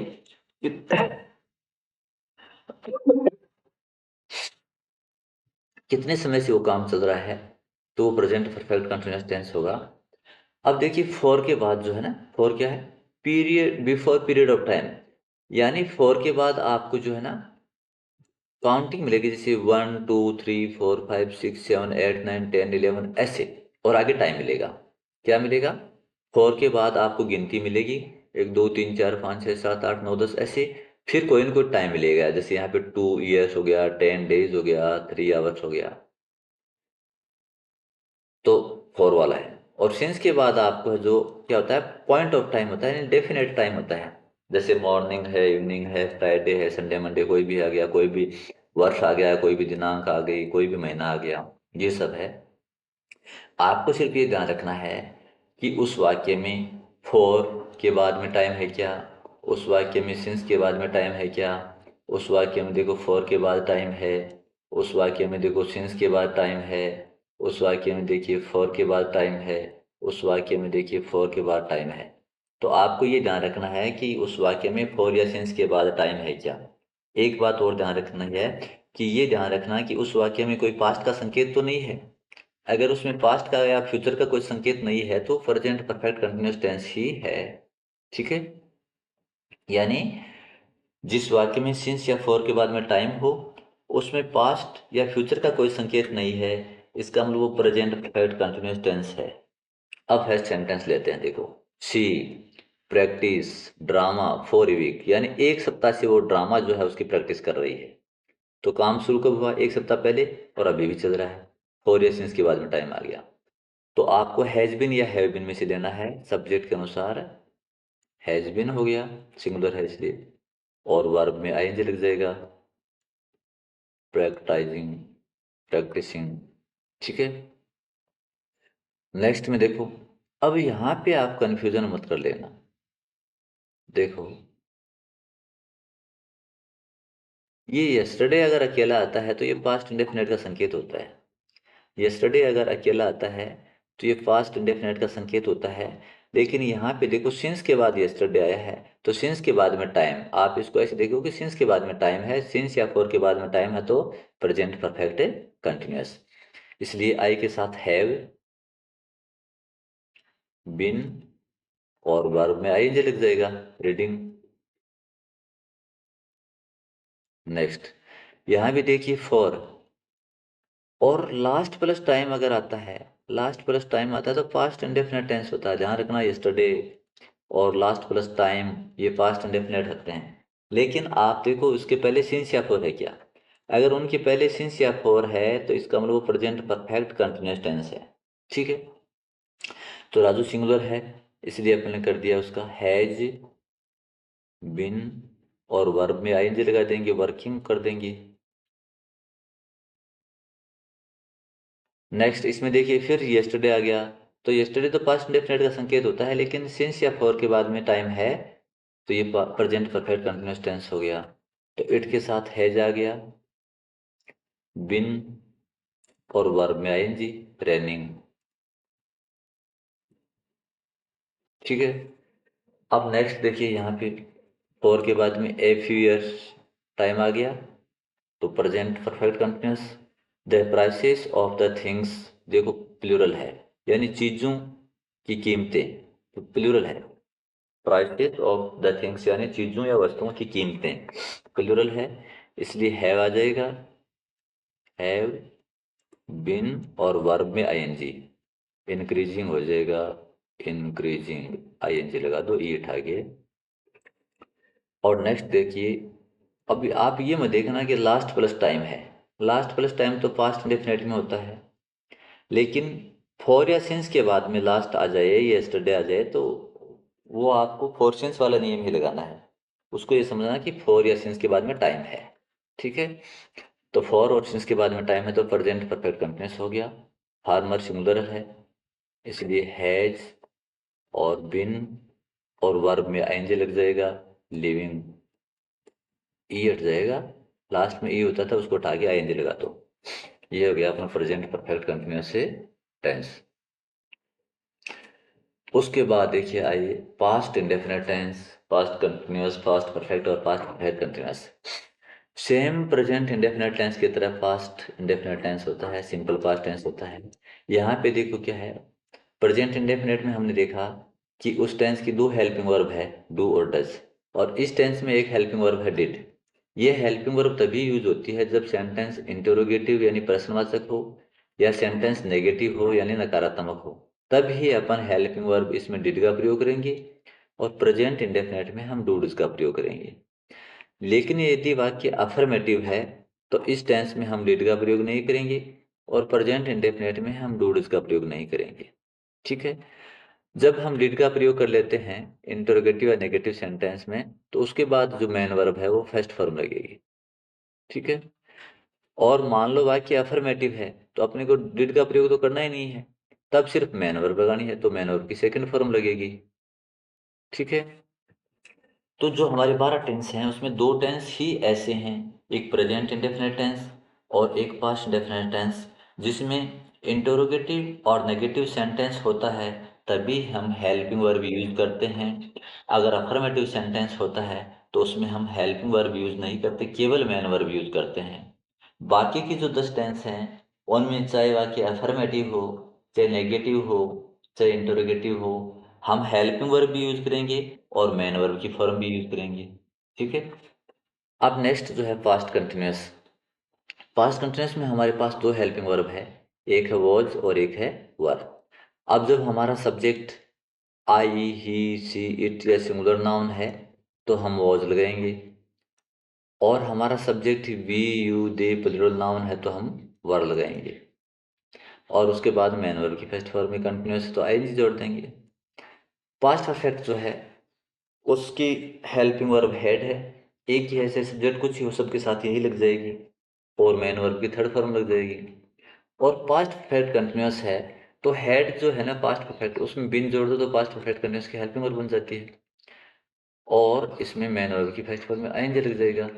यानी कहने का मतलब है कि अगर कंटिन्यूअस नाम आ गया तो मेन वर्ब की फर्स्ट फॉर्म में आईएनजी लगेगा, और अगर परफेक्ट है अकेला, चाहे प्रेजेंट परफेक्ट हो, चाहे पास्ट परफेक्ट हो, चाहे फ्यूचर परफेक्ट हो, तो मेन वर्ब की थर्ड फॉर्म लगेगी। ये तो अपनी हेल्पिंग वर्ब होगी पास्ट टेंस की। अब पास्ट टेंस के एक एक नियम को हम पढ़ते हैं। पहला जो पास्ट इंडेफिनिट है उसमें देखिए पास्ट इंडेफिनिट का यूज कब होता है। सिंपल पास्ट टेंस या पास्ट इंडेफिनिट एक ही बात है। Is use to express an action, यानी ऐसे किसी कार्य को व्यक्त करने के लिए इसका प्रयोग किया जाता है। Which happened in the past, जो भूतकाल में हो गया, यानी ऐसा कोई कोई कार्य या ऐसी कोई घटना जो भूतकाल में घटित हो गई है, ऐसा कोई कार्य जो भूतकाल में हो गया है, उसको अपन पास्ट इंडेफिनिट टेंस में लिखेंगे। लेकिन अगर उसका वर्तमान पे प्रभाव है तो फिर वो प्रेजेंट परफेक्ट टेंस में यूज होता है। अब दूसरा जो नियम इसमें इंपॉर्टेंट है वो ये है कि इसमें कुछ एडवर्ब होती हैं, जैसे यस्टरडे बहुत इंपॉर्टेंट है, एगो, लॉन्ग एगो, एगो यानी पहले, लॉन्ग एगो यानी बहुत समय पहले। एक जो है लास्ट के बाद में टाइम, जैसे last night, last week, last month, last year, last Sunday, last January, कोई भी दिन या कोई भी महीना, ठीक है ना। इस तरह से लास्ट के बाद में टाइम होना चाहिए। यस्टरडे यानी बीता हुआ कल, एगो पहले, लॉन्ग एगो यानी बहुत समय पहले, और एक वंस, वंस यानी एक बार या किसी समय। फिर सम टाइम बैक कभी कभी आ जाता है, एक सडनली आ सकता है, या कोई बीता हुआ समय, जैसे कोई भी अब से पहले का 2025 से पहले का कोई भी समय है वो आ सकता है। अगर ये आया तो पास्ट इंडेफिनिट टेंस है। अब यहां हम ये देखेंगे कि ये वंस जो है वो प्रेजेंट इंडेफिनिट टेंस में भी आया था और ये पास्ट इंडेफिनिट टेंस में भी आया है। कैसे पहचान करेंगे कि ये प्रेजेंट इंडेफिनिट है या पास्ट इंडेफिनिट। तो इसका सीधा सा नियम है, देखो वंस के बाद, वंस के बाद में ए है और उसके बाद में टाइम है, उसके बाद में टाइम है तो वो प्रेजेंट इंडेफिनिट है। ये कौन सा है, प्रेजेंट वाला है, प्रेजेंट इंडेफिनिट, ठीक है ना। वंस उसके बाद में ए है और उसके बाद में टाइम है तो प्रेजेंट इंडेफिनिट है। लेकिन वंस के बाद में, वंस के बाद में जैसे वंस अपॉन ऐसे आ गया, वंस अपॉन ए टाइम, या फिर देखो ये आ रहा है वंस, ऐसा अगर है जिसमें वंस के बाद में ए नहीं है तो ये पास्ट इंडेफिनिट है, ठीक है, ये पास्ट इंडेफिनिट है। अब पहला सेंटेंस देखिए, सबसे पहले हमने देखा वंस आ गया यानी पास्ट इंडेफिनिट है। फिर ये देखना है कि वाक्य इंटरोगेटिव है या नेगेटिव है। इंटरोगेटिव या नेगेटिव है तो अपने को डिड लगाना है, और नहीं तो क्या है, मैन वर्ब की सेकंड फॉर्म लगानी है। और अगर आपने डिड यूज कर लिया तो उसके बाद मैन वर्ब की फर्स्ट फॉर्म लगेगी। तो हमारा वाक्य जो है वो अफर्मेटिव है, लास्ट में फुल स्टॉप है और शुरू में सब्जेक्ट है। अफर्मेटिव है यानी वर्ब की सेकंड फॉर्म लगेगी, तो सी की सेकंड फॉर्म हो जाएगी सो, ठीक है। नेक्स्ट देखिए, लास्ट संडे, बीता हुआ समय आ गया, last plus time, past indefinite, तो वर्ब की सेकंड फॉर्म यानी वॉन हो जाएगी। यहाँ देखिए क्वेश्चन मार्क है, ये सब्जेक्ट है, सब्जेक्ट से पहले खालिस्तान, इसका मतलब यहाँ हेल्पिंग वर्ब है, और क्वेश्चन मार्क यानी इंटरोगेटिव सेंटेंस है। तो इंटरोगेटिव सेंटेंस है तो अपने को हेल्पिंग वर्ब लगानी है इस टेंस की, डिड। डिड क्यों लगी? देखो यहाँ पे यस्टरडे है यानी पास्ट इंडेफिनेट है। अब पास्ट इंडेफिनेट में इंटरोगेटिव या नेगेटिव सेंटेंस होता है तो अपने को डिड हेल्पिंग वर्ब यूज लेनी है। और डिड के बाद जो है मेन वर्ब की फर्स्ट फॉर्म यहाँ आ जाएगी। डिड के बाद मेन वर्ब की फर्स्ट फॉर्म लगती है, ये चेक। अब आप यहाँ देखिए last, last plus time, last function. तो फंक्शन भी एक टाइम ही होता है कि कब हुआ फंक्शन, है ना, तो अवधि होती है। इसलिए पास्ट इंडेफिनेट तो शिला, वर्ब की सेकंड फॉर्म हो गई सेंग। और इसमें देखिए ये बीता हुआ समय आ गया यानी पास्ट है, तो वर्ब की सेकंड फॉर्म हो जाएगी मेड। और यहाँ देखिए इसमें भी पता नहीं चला, इसको एक मिनट छोड़िए, पहले ये देखिए last plus time, last Sunday, तो पास्ट इंडेफिनिट है। तो यहाँ इसकी सेकंड फॉर्म कर दो लेफ्ट, लीव की second form third form left होती है, तो सेकंड फॉर्म कर दी अपने लेफ्ट। ठीक है। अब इस सेंटेंस में देखिए कई बार क्या होता है, वाक्य ऐसा आ जाता है जिसमें थोड़ा सा संकेत तो है लेकिन अपन उसको पहचान नहीं पाते हैं। अपन एडवर्ब ढूंढने ले जाते हैं, इसमें लास्ट है क्या नहीं है, इसमें यस्टरडे है नहीं है, एगो, लॉन्ग एगो, वंस, ये कुछ आया कि नहीं आया। लेकिन इसके अंदर क्लू है।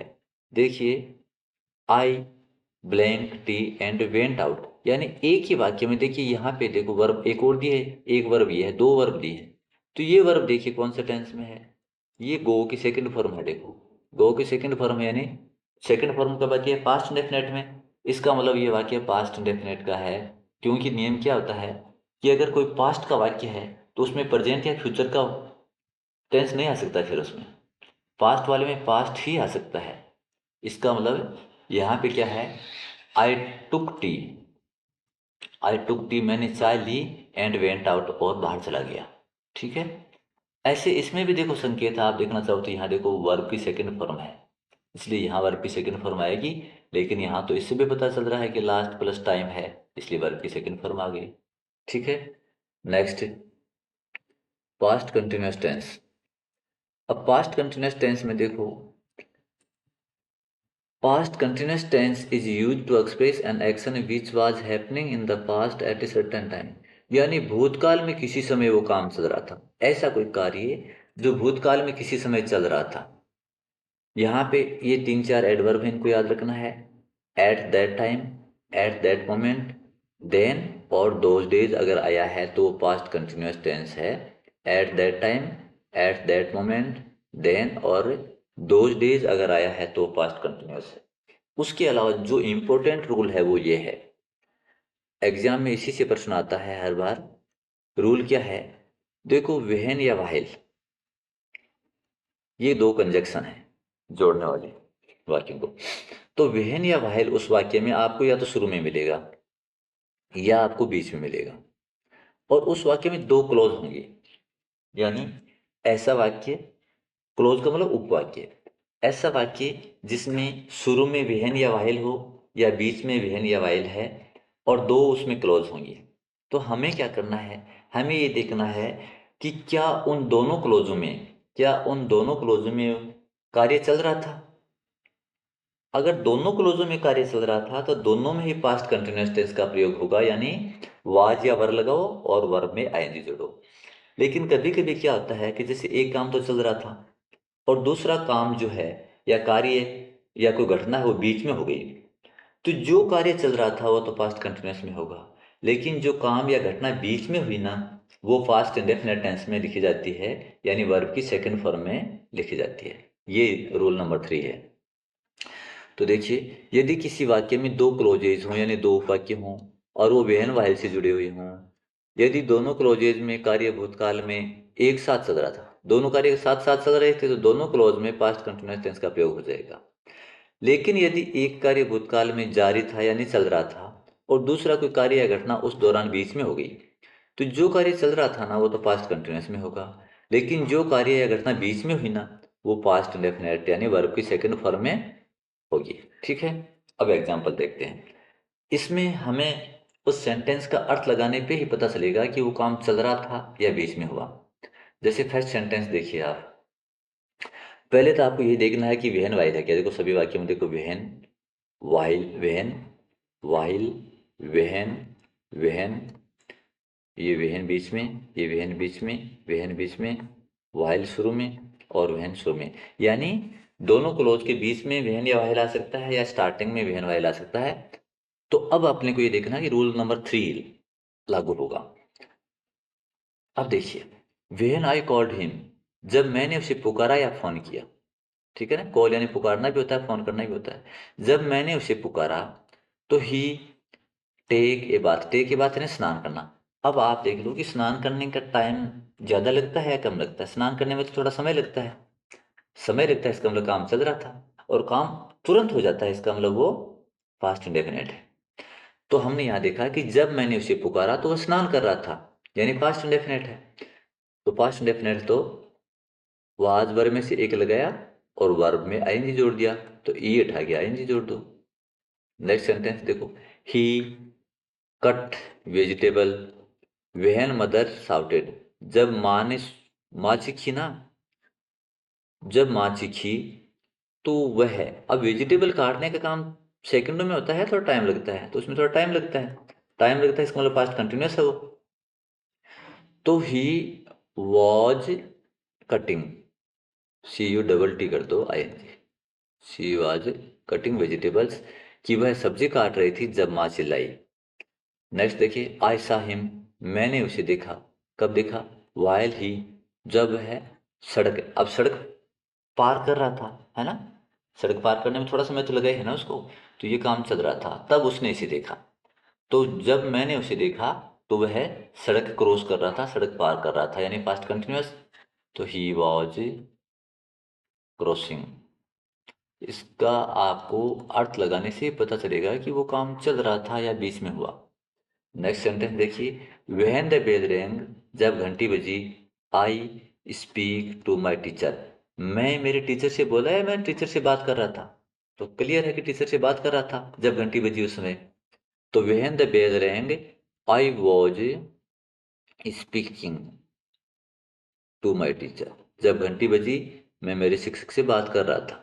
Next, when he go to school, he saw Jaya, उसने जया को देखा, कब देखा, जब वह स्कूल गया या स्कूल जा रहा था। तो जब वह स्कूल जा रहा था उसने जया को देखा या वह जया से मिला, ठीक है। तो when he was going, when he was going to school, जब वह स्कूल जा रहा था, ही सा जया, वह जया से मिला या उसने जया को देखा।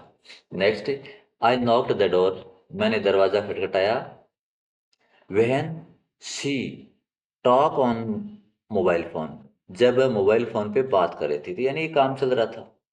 तो शी वॉज टॉकिंग, टॉकिंग, ठीक है। आई नॉक द डोर, मैंने दरवाजा खटखटाया, when she was talking on the mobile phone, जब वह मोबाइल फोन पे बात कर रही थी।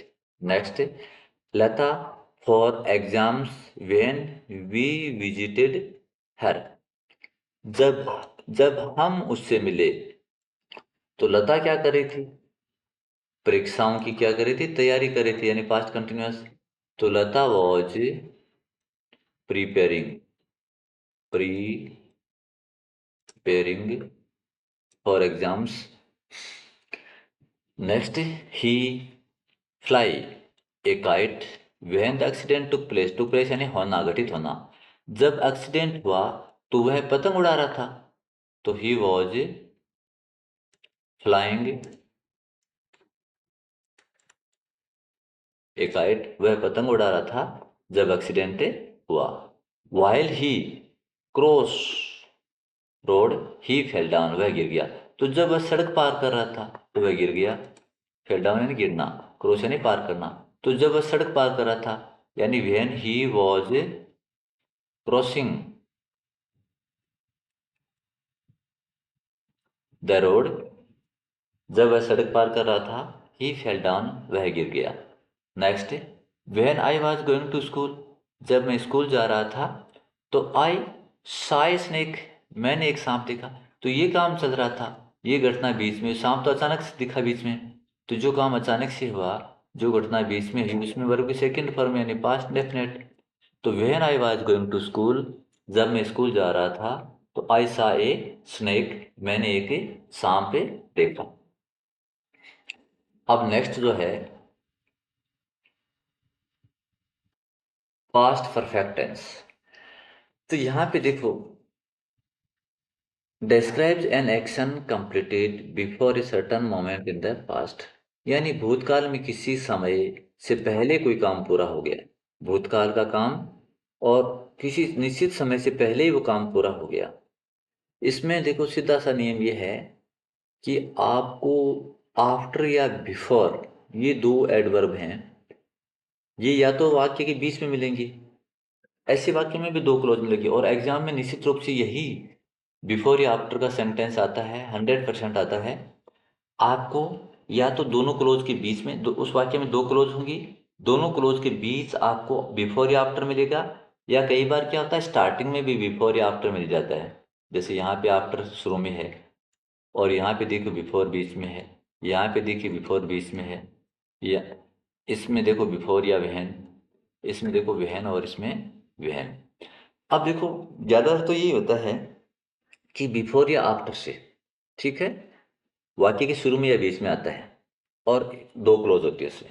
लेकिन कई बार क्या होता है, ये विहन भी आ जाता है, और यह भी ऐसा ही अर्थ निकाल देता है। अभी देखते हैं अपन, तो विहन को भी आप थोड़ा सा याद रखना।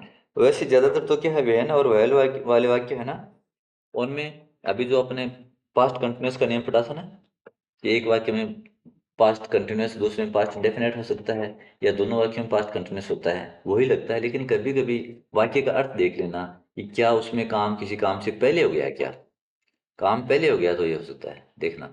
अब इन दो फॉर्मूला जो है इनको आप याद कर लो, वो बड़े सरल हैं। देखो, बिफोर का मतलब होता है पहले, तो यहाँ पे पास्ट परफेक्ट पहले, हेड और थर्ड फॉर्म। और आफ्टर का मतलब होता है बाद में, तो पास्ट परफेक्ट बाद में, यानी हेड और थर्ड फॉर्म बाद में। एक रूल याद कर लो आप कि बिफोर का मतलब होता है पहले, यानी पास्ट परफेक्ट पहले, और आफ्टर यानी बाद में, तो पास्ट परफेक्ट बाद में। और जो दूसरा ब्लैंक होगा उसमें पास्ट इंडेफिनिट यानी वर्ब की सेकंड फॉर्म लग जाएगी। ठीक है ना। क्या नियम किया कि अगर बिफोर या आफ्टर उस सेंटेंस में आया है, तो बिफोर के तुरंत पहले जो खालिस्तान है उसमें हेड और थर्ड फॉर्म लगानी है, और उसके बाद वर्ब की सेकंड फॉर्म लगानी है। अगर आफ्टर उसमें आया है, तो आफ्टर के तुरंत बाद में जो खालिस्तान है उसमें हेड और थर्ड फॉर्म लगानी है, और उसके पहले सेकंड फॉर्म लगानी है। ठीक है। अब देखो एग्जाम्पल देखते हैं बिफोर। तो आप देखिए रूल नंबर फर्स्ट, ये जो है दो फॉर्मूले हैं इसमें, फर्स्ट और सेकंड। यहाँ देखिए फर्स्ट रूल लगता है बिफोर के पहले खालिस्तान है, यानी आपको कुछ नहीं देखना, हेड और वर्ब की थर्ड फॉर्म कर दो, वर्ब की थर्ड फॉर्म। ये देखिए बाद में सेकंड फॉर्म। ठीक है। नेक्स्ट देखिए आफ्टर, आफ्टर के बाद खालिस्तान है, आफ्टर के बाद खालिस्तान है तो ये नियम लगेगा, देखो आफ्टर के बाद खालिस्तान यानी यह आ जाएगा हेड और थर्ड फॉर्म। आफ्टर के बाद हेड और थर्ड फॉर्म आती है, आफ्टर के बाद हेड और थर्ड फॉर्म आती है। और देखो जो दूसरा सेंटेंस है इसमें देखो वर्ब की सेकंड फॉर्म दूसरी क्लोज में। ठीक है ना। तो एक ये याद रखना है कि बिफोर से तुरंत पहले खालिस्तान है तो हेड थर्ड फॉर्म लगाना है, बिफोर के बाद में खालिस्तान है तो वर्ब की सेकंड फॉर्म लगानी है, आफ्टर के तुरंत बाद खालिस्तान है तो हेड थर्ड फॉर्म, जैसे इस वाक्य में देखो हेड थर्ड फॉर्म आया है। आफ्टर से पहले है तो वर्ब की सेकंड फॉर्म, तो यहाँ देखो आफ्टर के तुरंत बाद हेड थर्ड फॉर्म आ गई तो दूसरे वाक्य में सेकंड फॉर्म आ जाएगी।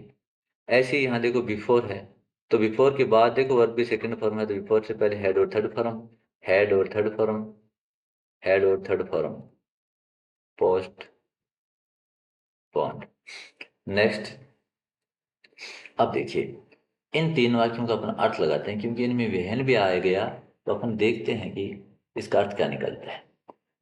She sell her old car when her mother came, यानी जब उसकी माँ आई तो उसने अपनी पुरानी कार है वो क्या किया, बेच दी थी।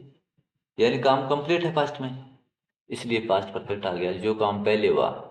यहाँ नियम ये होता है कि जो काम पहले होता है वो पास्ट परफेक्ट में होता है, जो काम बाद में होता है वो पास्ट इंडेफिनिट में। चाहिए ये रूल लगाओ आप, चाहिए रूल लगाओ। क्या नियम है कि दोनों कार्य भूतकाल में पूरे हो गए, लेकिन जो काम पहले पूरा हुआ वो पास्ट परफेक्ट में लिखा जाएगा, जो काम बाद में पूरा हुआ वो पास्ट इंडेफिनिट में लिखा जाएगा। तो यहाँ देखिए, वो जो है उसने पुरानी कार बेची, और ये कार कब बेची? वेन हर मदर केम, जब उसकी माँ आई। तो उससे पहले बेच दी थी उसने तो, है ना? तो शी हैड सोल्ड हो जाएगा, she had sold her old car, वह अपनी कार बेच चुकी थी। वेन हर मदर केम, जब उसकी माँ आई। यहाँ भी यही बात है, I had written the letter, मैं पत्र लिख चुका था। बिफोर या वेन ही अराइव्ड, जब वह आया तो मैं पत्र लिखा था।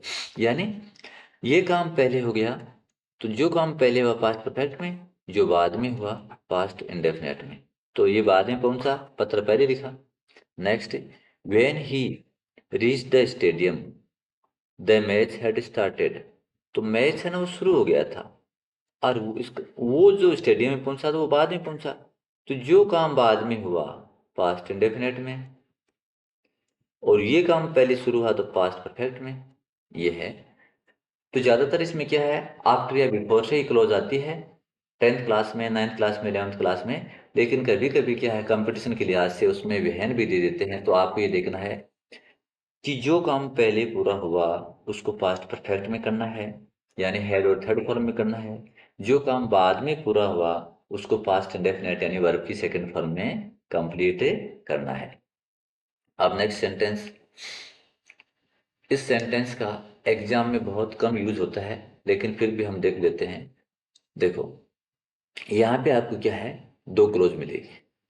जैसे एक बार इस क्लोज को आप हटा दीजिए, ठीक है ना, इन क्लोज को एक बार छोड़ दीजिए आप,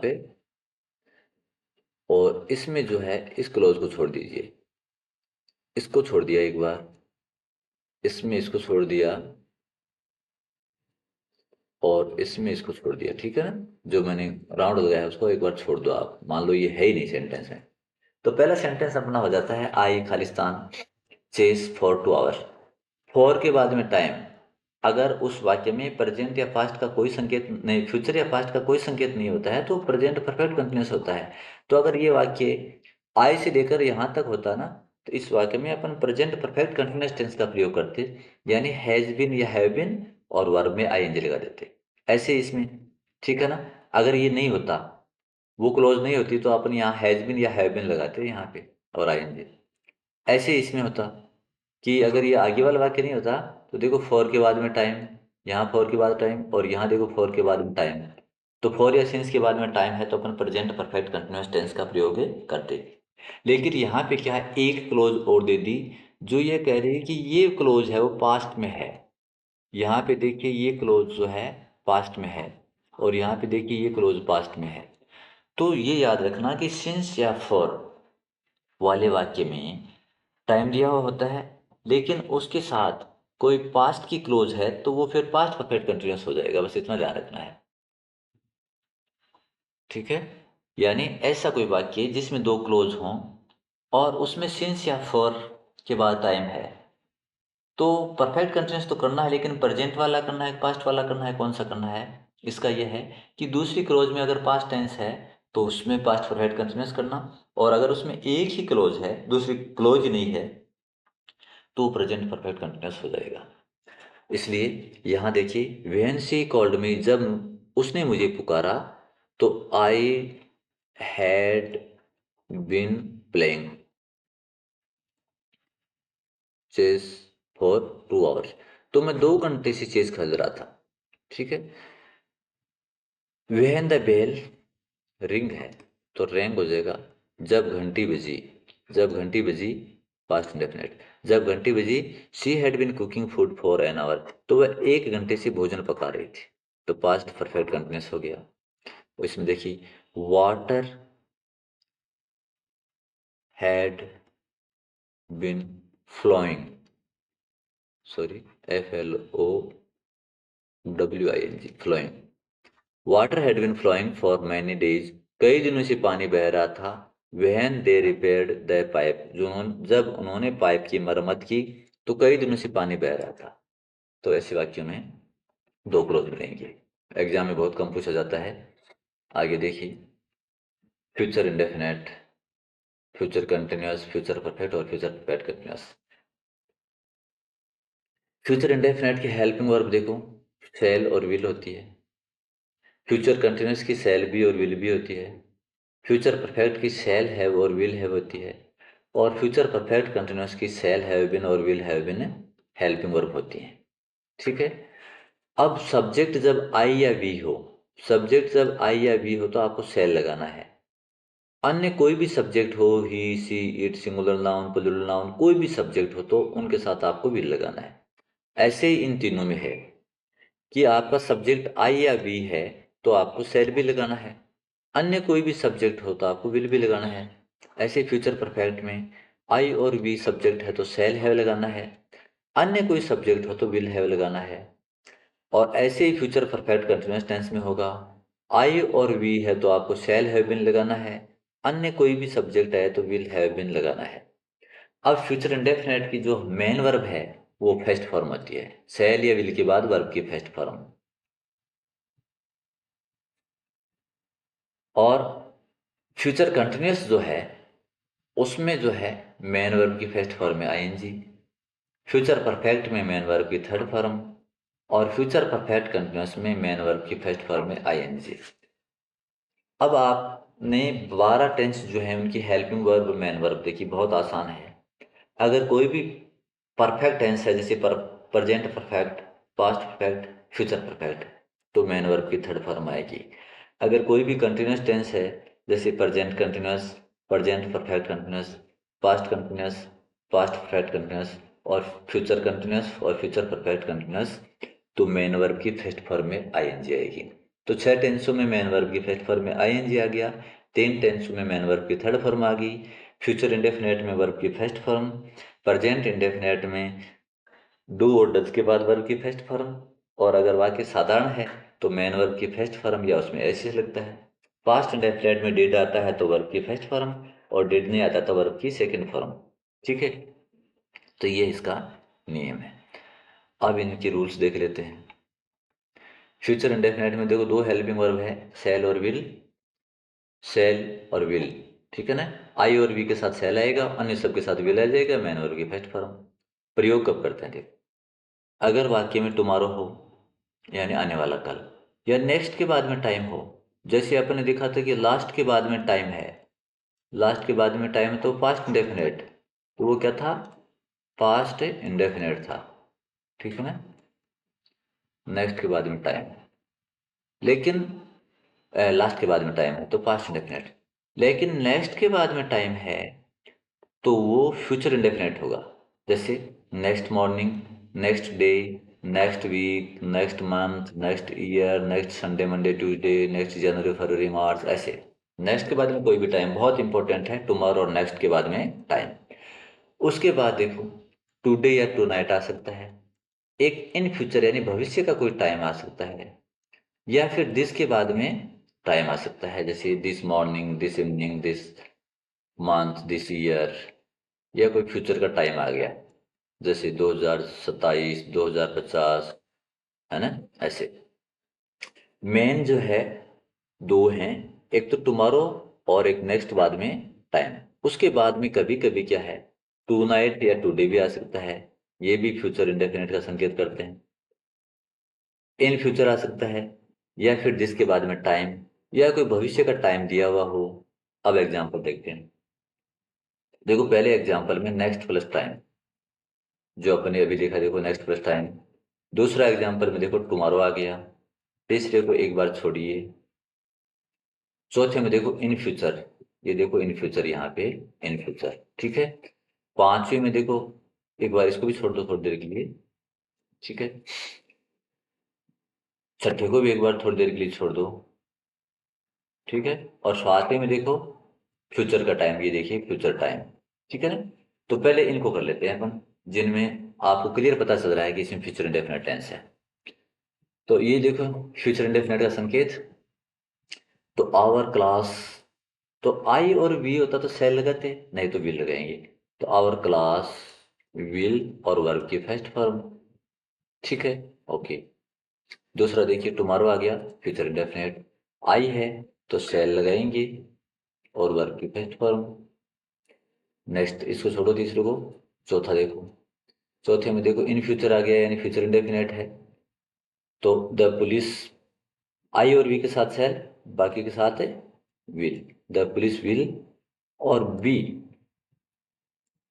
इसकी फर्स्ट फॉर्म ऐसे बी हो जाएगी। इजेएमआर नहीं लगेगा क्योंकि विल के साथ इजेएमआर नहीं आ सकता, तो बी रह जाएगी यहाँ पे। The police will be very strict in future.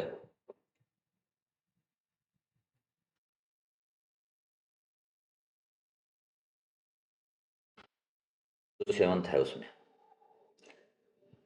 इन 2050 यानी 2050 भविष्य का समय आ गया। तो देखो फ्यूचर टाइम, फ्यूचर टाइम आने पे फ्यूचर इंडेफिनेट, तो इंडिया के साथ विल आ जाएगा। इंडिया विल बिकम, ठीक है। अब हमें ये करने हैं, देखो चौथा भी हो गया। अब हमें करना है तीसरा, पांचवा और छठा, ठीक है। तो तीसरे में देखो टुडे आ गया, टुडे या टुनाइट आ सकता है। तो द प्राइम मिनिस्टर, अब देखो आई और वी के साथ है, बाकी के साथ है विल, और वर्ब की फर्स्ट फॉर्म। अर्थ क्या हुआ, the prime minister will come today, कि प्रधानमंत्री आज आएंगे, ठीक है ना। इ- अब जब हमने प्रेजेंट कंटिन्यूअस टेंस पढ़ा था तो मैंने बताया था आपको, ये प्रेजेंट कंटिन्यूअस टेंस में भी हो सकता है टुडे वाला।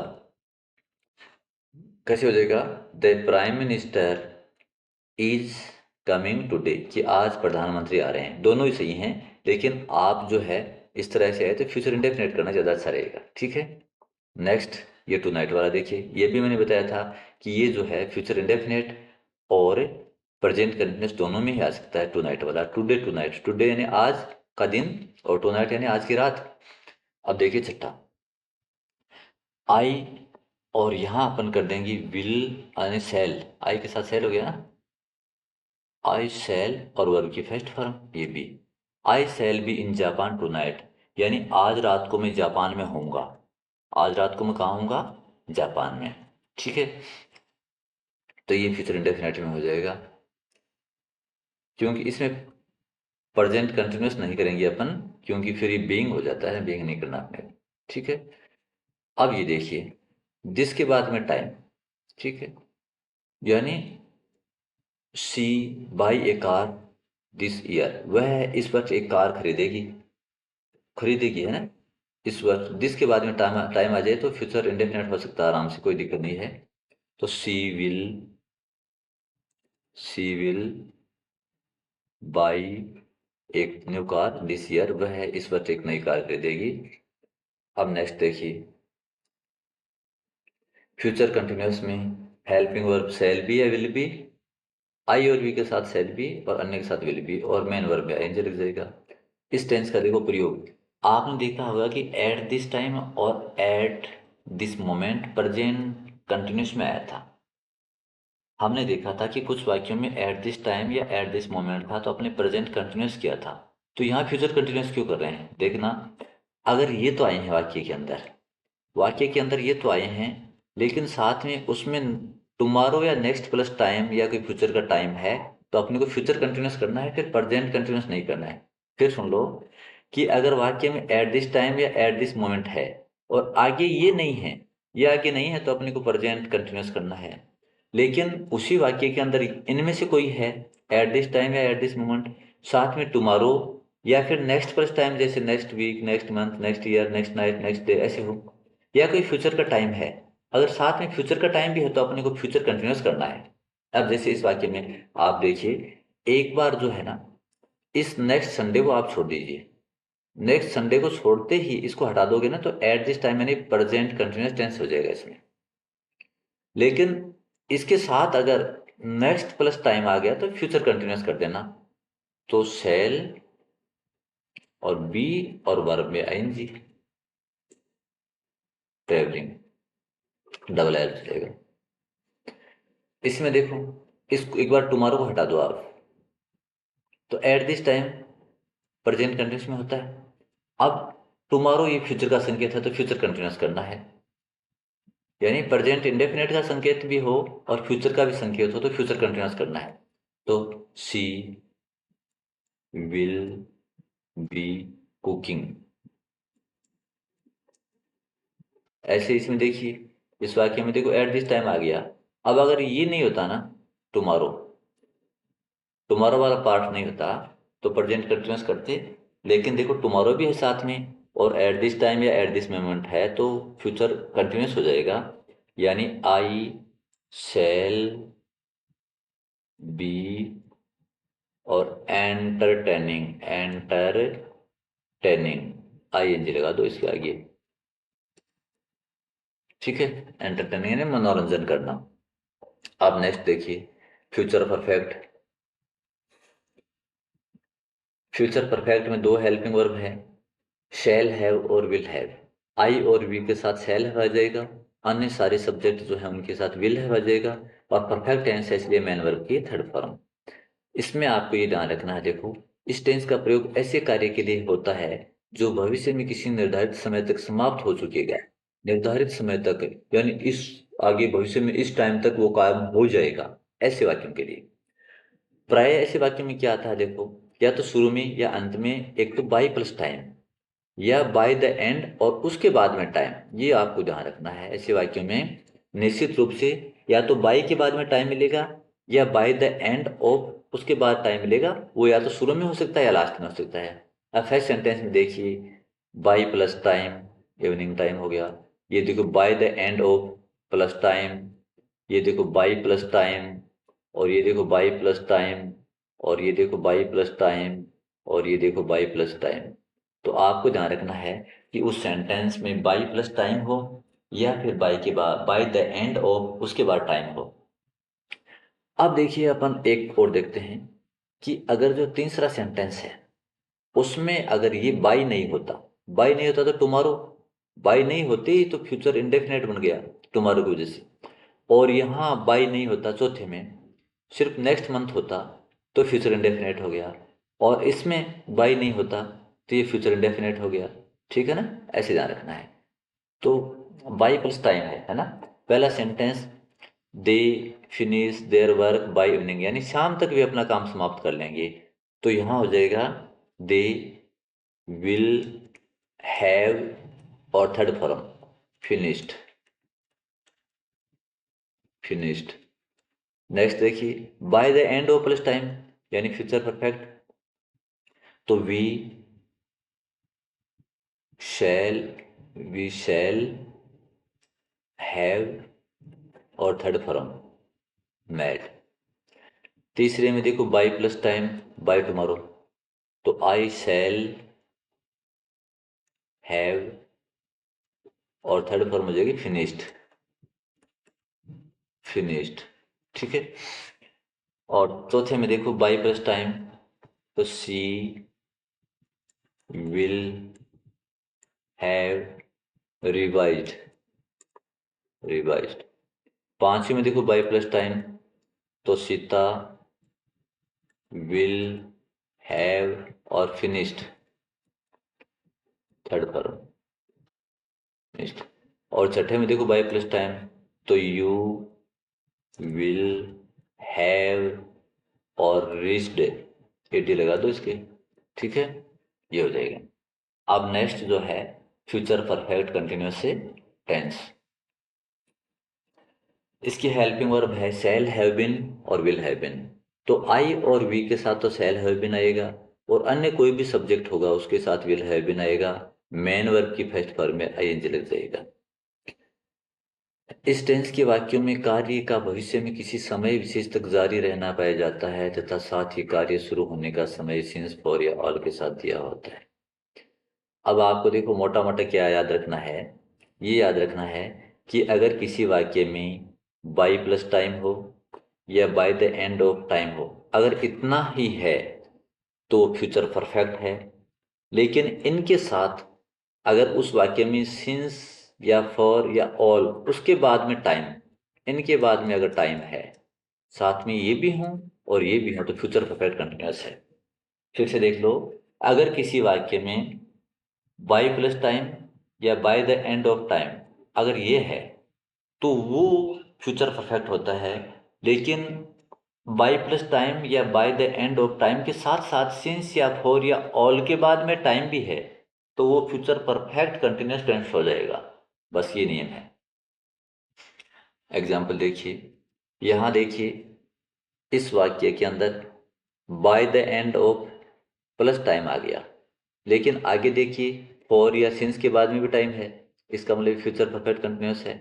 यहाँ देखिए by the end of plus time आ गया, लेकिन आगे देखिए फॉर प्लस टाइम भी है। और यहाँ देखिए by plus time, by plus time, लेकिन यहाँ देखिए फॉर प्लस टाइम।